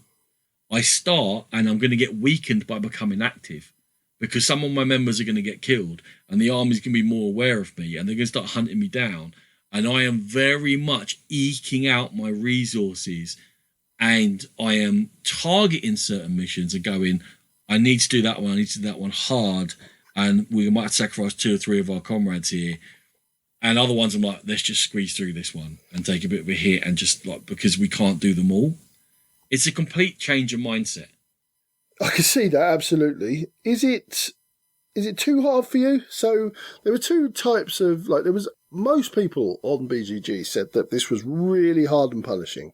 For some, it was a positive, and for some, it was a negative. Where did you sit on that? I'm coming around to it. Okay. It does. It's a different feel. And again, I think you kind of have to get into that narrative of it, of we're a band of comrades, brothers and sisters. We're going to do our best here. At the end of the day, we're not all going to make it, and we're not going to change the world, but we are inspiring some resistance. And if you get that into it, then every little victory is like right, we've done that. Great. Every little victory is there to be savoured, as opposed to, that's one done, there's 8 more to do. Second one, there's more to do, It's like, wow, right, we did that. Because every little step is difficult, and every combo of powers is difficult, and every one that you say, right, you're the one that's got to go, is difficult. And every time you're looking at it going, okay, I'm going to have to leave that traitor alive, which means I'm going to lose one of these cards, the ones I've tried to keep hidden. It's all difficult decisions, so you have to learn to savour the small things. Right, last thing from me, Ronan. By all accounts, it looks like it's been solved. The game has been solved, and there is a way to play it where you win every time. The likes of us may never reach that unless we read it in a thing, but I did happen across a thread that was linked to this thread, where basically someone just outlines. They do go to great lengths to say, like, don't go below this if you don't want the spoilers, but they outline exactly how to win the game. Is it David Thompson, the designer, Ronan? Yeah, there's 2 of them. David Thompson, I think Trevor. Yeah, David Thompson did come in, and from what I can see, he wasn't saying no. He wasn't saying you're wrong. He pointed out a couple of inaccuracies in what the certain characters do, but the guy corrected them and said, yeah, don't change it. And people in the comments were saying, yeah, that's pretty much it solved. So you might have the old glass cannon effect with clips, but if you don't go there and study it, then you're never going to find it. So probably not a massive deal. There's 24 resistance fighters, and when you first play, they say just shuffle them all up, draw 12 randos, learn how to play the game, and then when you've played it a few times, draft and set up your deck of 12 that are active and 12 that are hidden. Yeah, there you go. If you do that, if you decide I'm going to particularly pick this certain set of powers, I can see that it might be possible to constantly be like, I'm not worried, so I keep getting more in and more in. I've done it, and okay, I can see that. That's not the most difficult thing in the world to fix. Just shuffle them and take 12 randos. Yeah, and so fair enough. This is what I've got to work with. I mean, and I've never looked at it. I haven't thought about that. Trust me, I haven't got a secret win. I haven't scored more than about 13 points ever. I think you need 21 for a proper win. So I'm rubbish at it. But it's like me in Eclipse. Like, the people saying, oh, there's this obvious way to win. Oh, is there? I don't know. I'm never going to find it, so it's still a great game to me. Still a great game to me as well. Resist, it's an odd fish. It's very, very highly rated. I think probably overly highly rated. I think there's other solo games that do similar things better, but it does actually feel unique, despite the fact the mechanisms on the surface level aren't that unique. The implementation of them, the feeling it gives you, the story it gives you, I think, actually becomes very, very thematic. And you very much do feel like you're in this struggle, just trying to get, like I said 100 times there, the small wins. Cool. I do need to play it more. I'm not fully recommending it yet. I intend to play it more. I intend to play more of the standalone scenarios and hope that it gives it more of a shape to it. Tentative score? Yeah. That's hard. That's hard because from that first couple of encounters, it would have been about a 3. And it was going in the pond along with my laptop. Now, 5 games in. I still want to carry on playing it. So it's probably around maybe a 70. That's decent. And it's been rising. Hmm.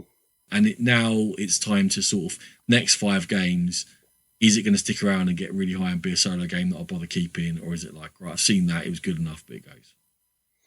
Lovely. Right. Last game we're going to have a little chat about before we go into our top 10 of 2013 is Endless Winter, Paleo Americans, another 2022 release. Stan Kordinsky, as I already mentioned, in Resurgence, coming from Fantasia Games. Ronan, you've played this with me, so you know this. I'm not going to go into a lot of depth in terms of what happens, because there's an awful lot happening in this game. The basics are, it's a worker placement. You've got 3 workers. One of them is your chief who does something special.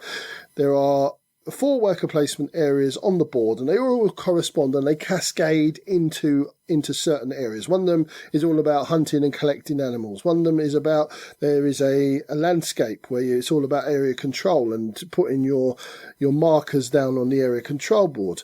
One of them is all about getting cards into your hand which are workers, so there's a deck building aspect to it.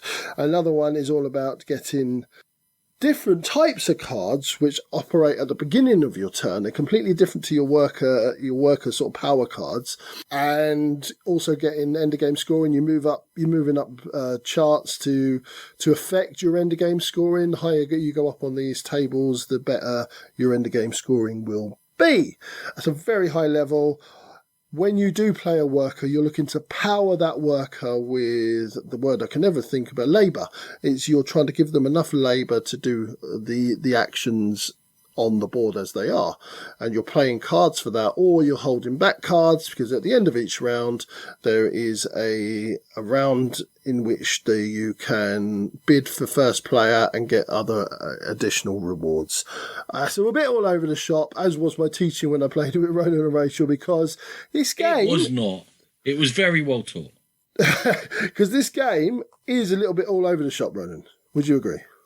I need to put a proviso in here. I've only played it once, and Sean's played it more than me. Yeah, I've played it a few times. I didn't even talk about the megalith board, but then we did talk about it, well, maybe a little bit too far, maybe a step too far, the megalith board, but we'll get to that. I think we need to put some context to all of this. Yes, absolutely.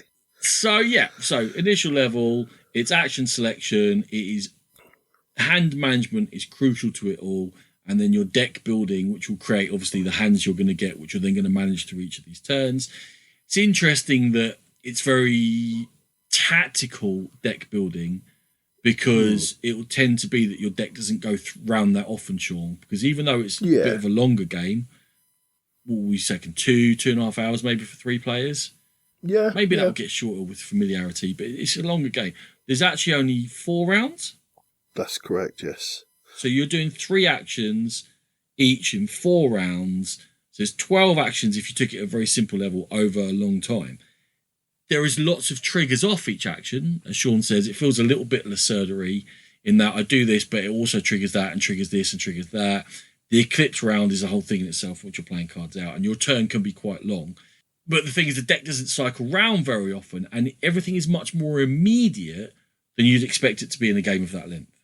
It is, and you do kind of constantly have to think about getting those additional worker cards in, because therefore you're not going to have enough power to do all the actions that you really want to do. I keep saying power. Just switch in labour for power. We'll know what we're talking about. Same. Yes, you either get... there's 2 resources to manage. You're managing your axes, which you need to hunt animals and build tents and stuff. You're managing your food.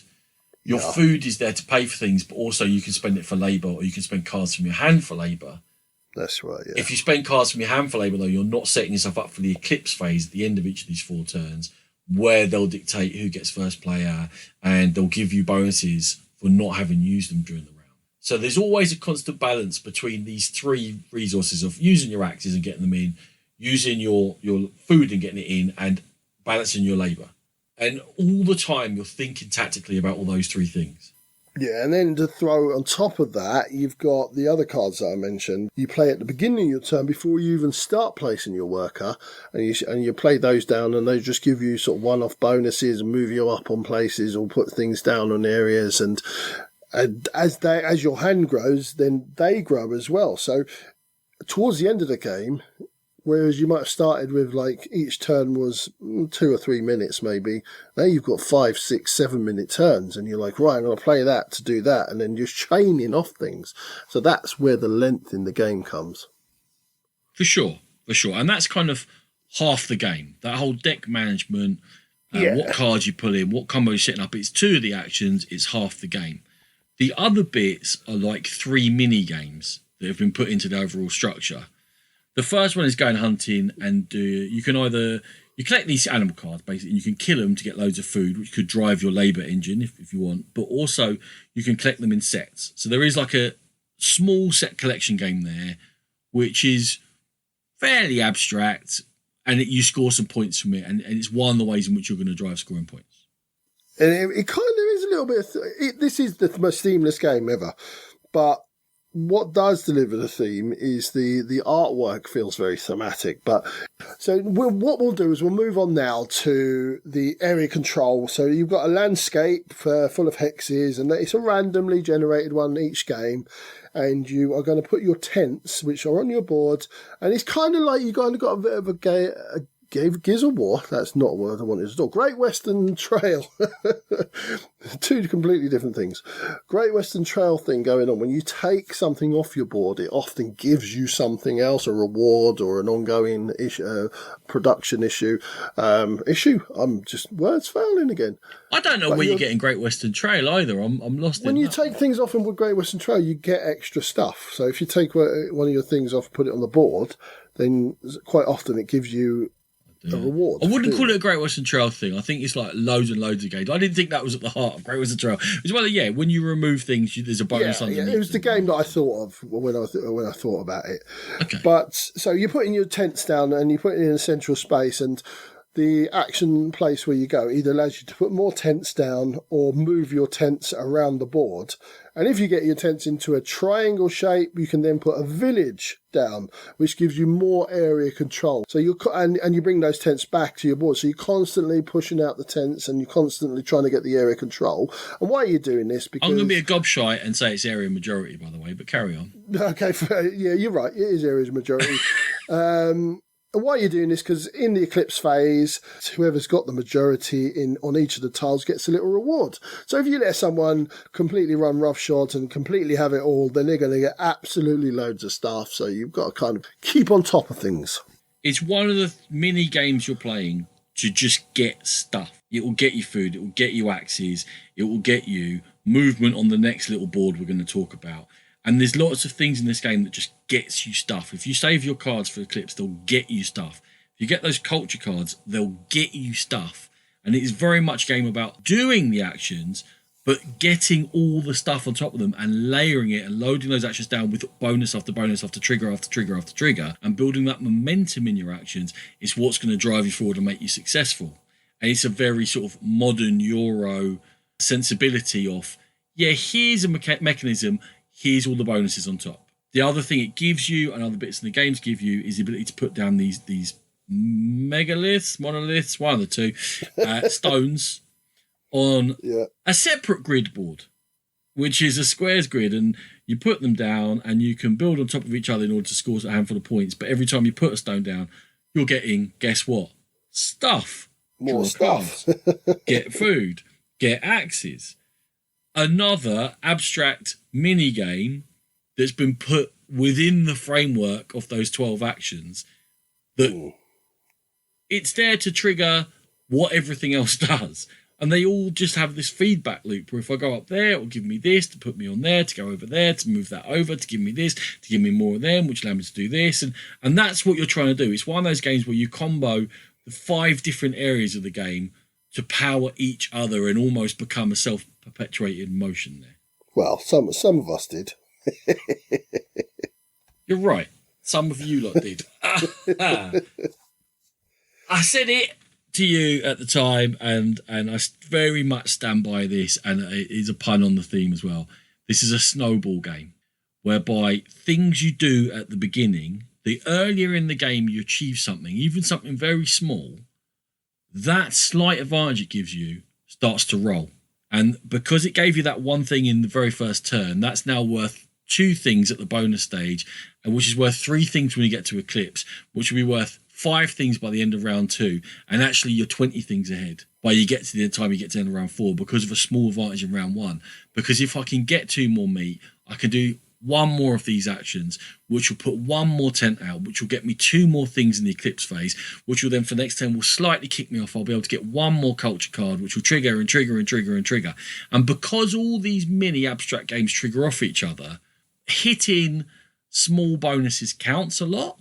And it's very hard for me to see which stone you dislodge is going to cause an avalanche and which stone you dislodge is just going to drop down a couple of meters to stop, which is generally how my game with it went. I half agree with you.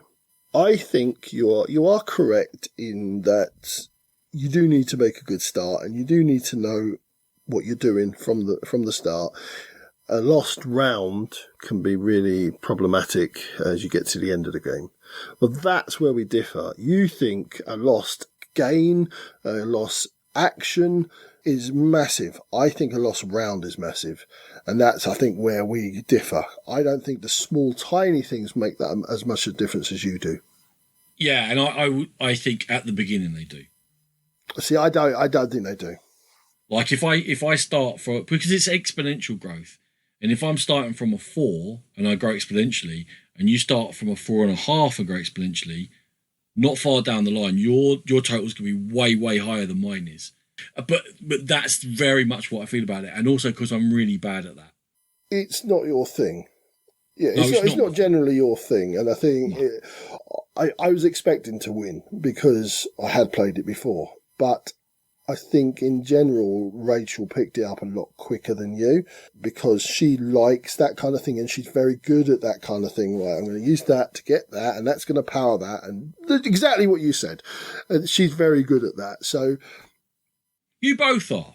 You two will have loads of fun playing this game because you both love it. You're both good at it. You'll both watch each other. You'll both be like, oh, he's going there to go there to get that. If I get that before him, then I can do that and take that. And it's all these calculations you can do better than me. I just can't. I kind of do a thing and then go, right, what triggers off that? But this is a good example of that genre of game. I think so. I think it looks nice. I think it plays well. I think all the actions make sense. I think you know what you're doing. You're not lost.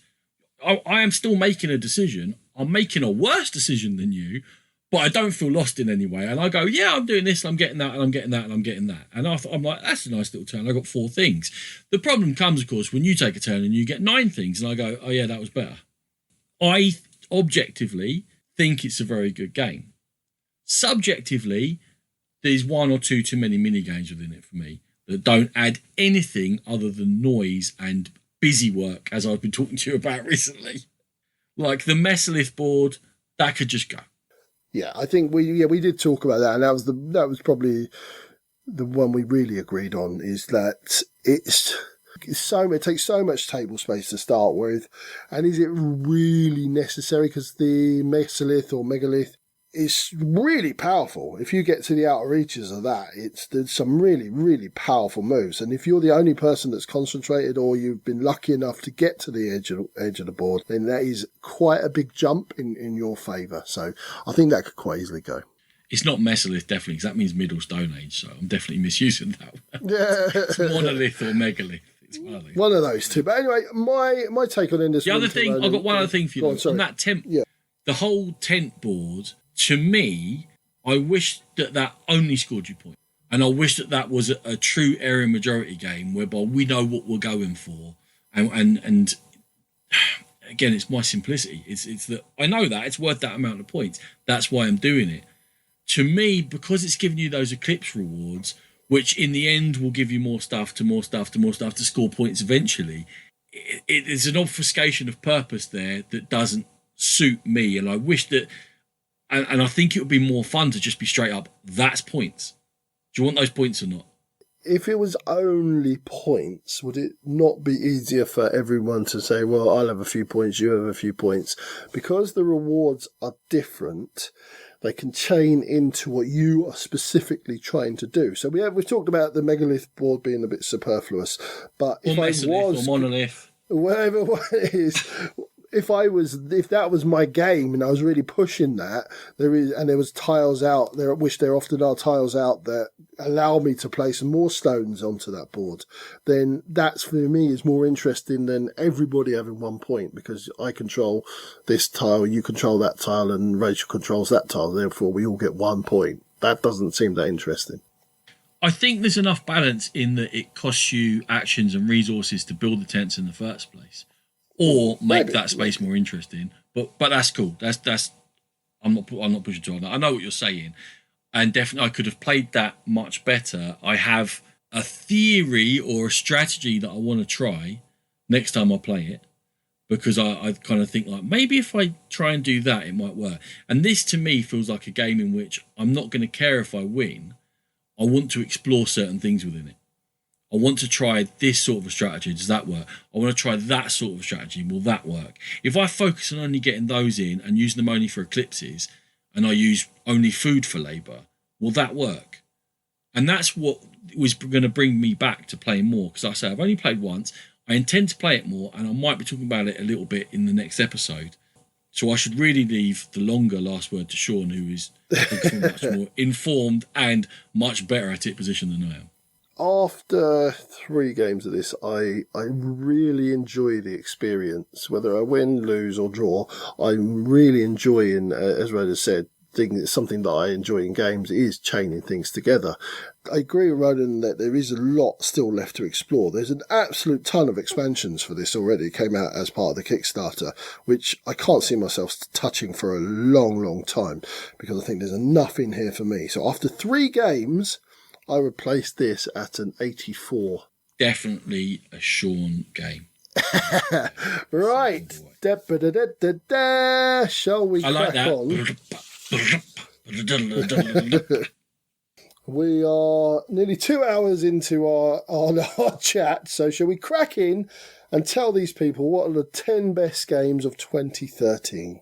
The 10 best games of possibly the best gaming year that we have ever been through. Go on, Ronan.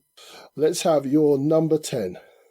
My number 10, Sean, is the Korean game, which you're going to say, I've been telling myself I've got to get that back to the table for about 4 years. Because I've been telling myself I've got to get back to the table for about 4 years. History. Patch history, the weird Civ builder, patchy, tidy, oddity of greatness. Patch history, number 10. Patch history was in my number 10, but then I realised I haven't played it for about 4 years. I need to get it back to the table. You know what? It's lack of plays that's pushed it out of my top 10. And I probably get told off now for the game I'm replacing it with. But I still have a load of fun with this game. It's Coconuts from Korea Board Games. Another Korean game. There you go. It's just so much fun. And now I can enjoy it all over again with the kids. Tommy loves it. James loves it. Nat loves it. I love it. We always have an absolute blast. And what do we get into? As I always say, what do we get into games for? To have fun.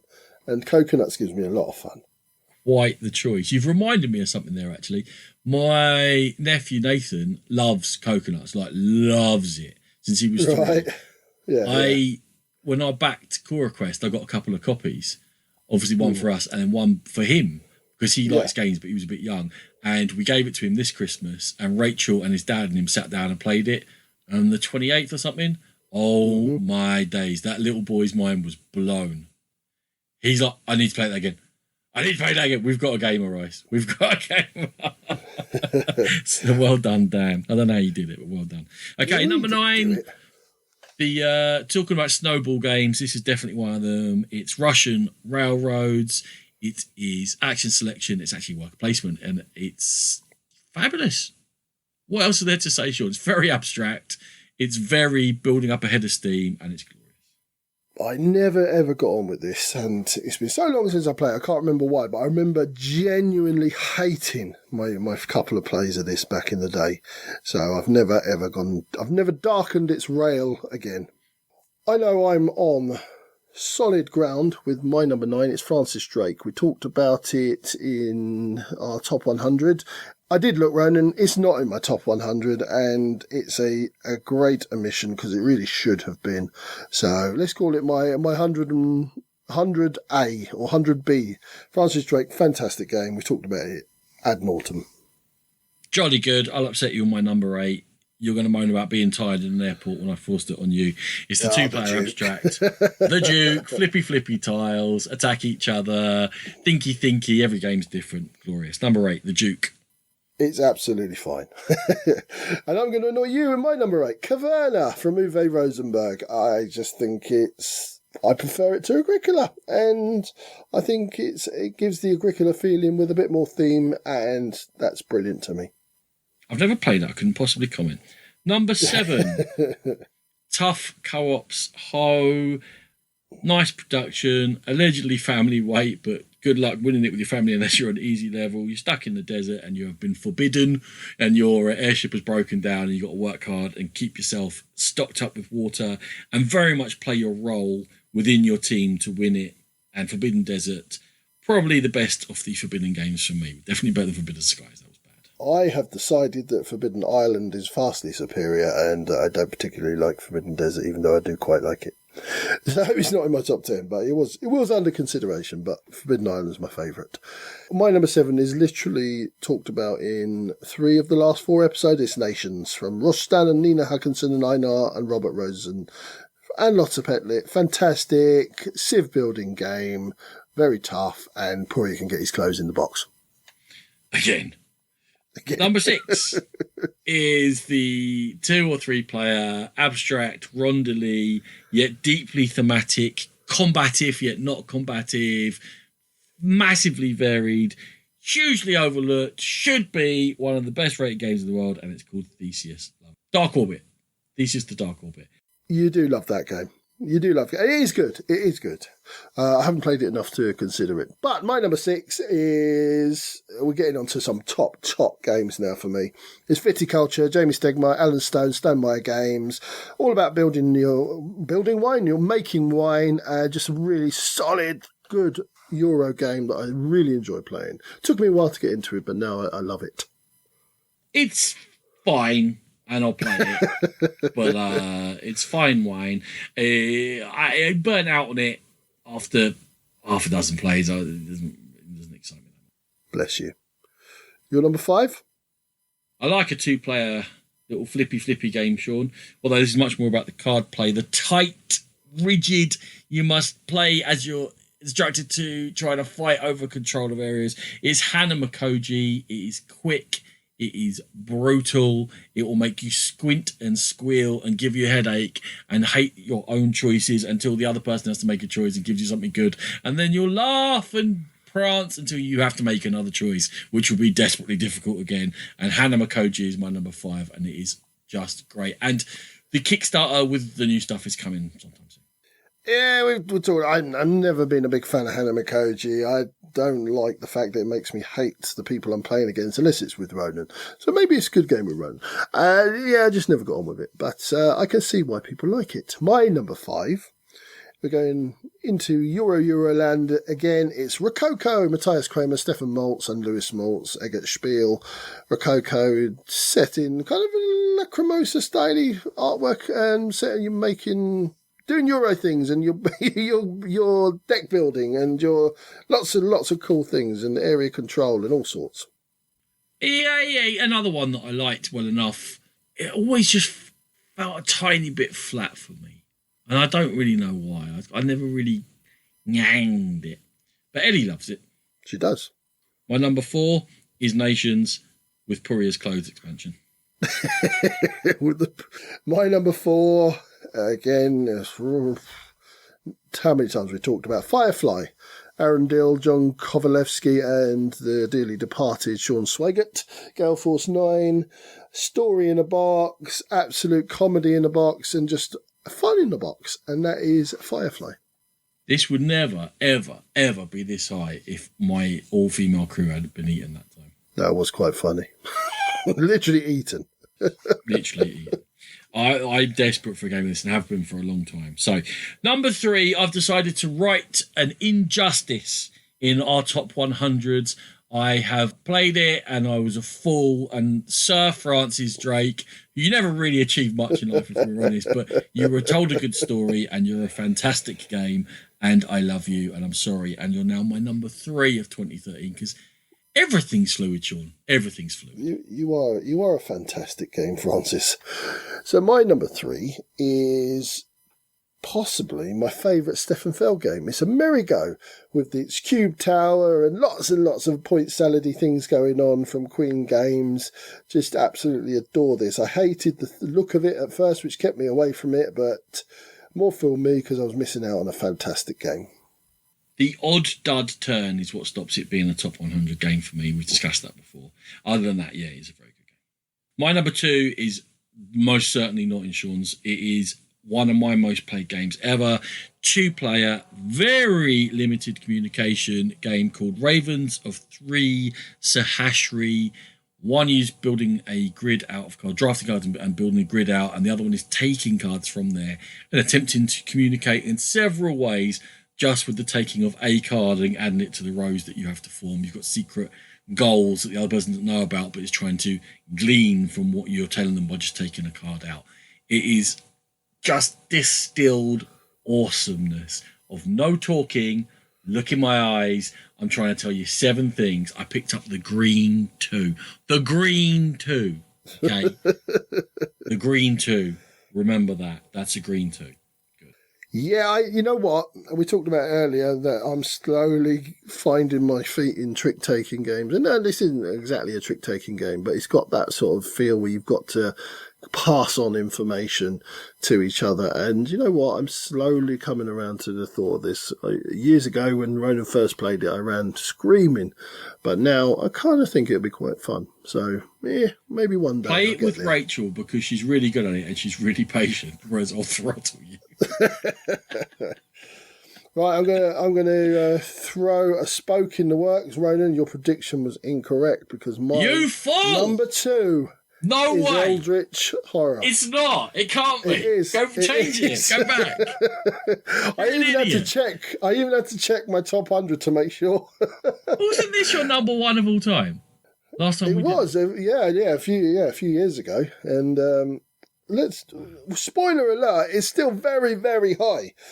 Eldritch Horror is a really, really fantastic game. I think what probably hinders it for me is having to, if I was to play it with my family or with people around me, I'd have to learn it again. And it's a bum ache to learn and to get down pat again. Ronan's brilliant at setting it up and talking us all through it. And when I'm playing with Ronan, I get every rule wrong. Easy. Every time we play an Eastbourne, anyone who knows the rules like that's not. Yeah, but then we're drunk, so no one cares. Yeah, I know a version of Eldritch Horror, which is not the correct rules. But anyway, yeah, Eldritch Horror is a fabulous game. Really, really top game. I'll tell you how top it is. It's the number 1 game of 2013. Not my number 1 game, the number 1 game of 2013. Yeah, we love Eldritch Horror. You know, I've had lots of fun with it. And yeah, part of it, of course, is personal because we've had so much fun with it. But like Sean said, it was number 10. We were in gaming for fun and we have an absolute ton of fun with it. It takes a lot of the mechanical nonsense out of lots of games like this and just lets you play the story and role play your character and laugh. And that's what it's all about. So number 1, 2013, Eldritch Horror. I can't believe Sean's a splitter. What have you put? I can't believe this one's not in your top 10. I thought you liked it. Obviously, I'm wrong. My number 1 for 2013 is Concordia from Matt Gertz, PD Verlag. I adore Concordia. I think it is quite possibly the finest Euro game out there. I love the deck building aspect of it, that where the decks, the cards you get in give you powers, but they also count towards your end game scoring. It's a resource management and economy game, and we've talked about it many times. I absolutely adore those, and I just love every part of this game. I think it's a wonderful, wonderful creation, and Concordia is my number 1. It's not even in my top 100. So you're a wrong one. You're an absolute wrong one. It is very good. I even enjoyed like the special 2-player maps.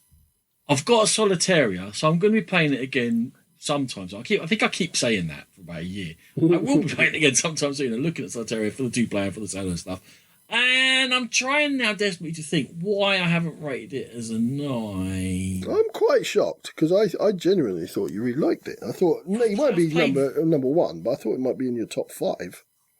No, I've played Venus, played the team version of it. I've played it in all its versions, and to call it rock solid is a bit of an insult. It's better than that, but it's good at all levels. It works too. It works teams. It works with 6 or 5 or 6, whatever it is. Yeah, why would it not be in the top? I don't know. I'll have to revisit it when I play it again. There you go. All right. Well, there you go. There is. I'll tell you what. That is some list of games. I thought we varied more than I thought we would. Yeah, I thought we would be absolutely lockstep with a few of those. Yeah, absolutely. I knew you'd have the Duke, and I forgot about Ravens, but other than that, I thought we'd be. But yes, there we have it. I thought we would be more in step, Ronan, but that was our top 10s of 2013. And our alleged quick chat about Christmas gaming. Yeah, that didn't materialise, did it? It didn't. We better get out of here quickly. See us out in the quickest fashion you can.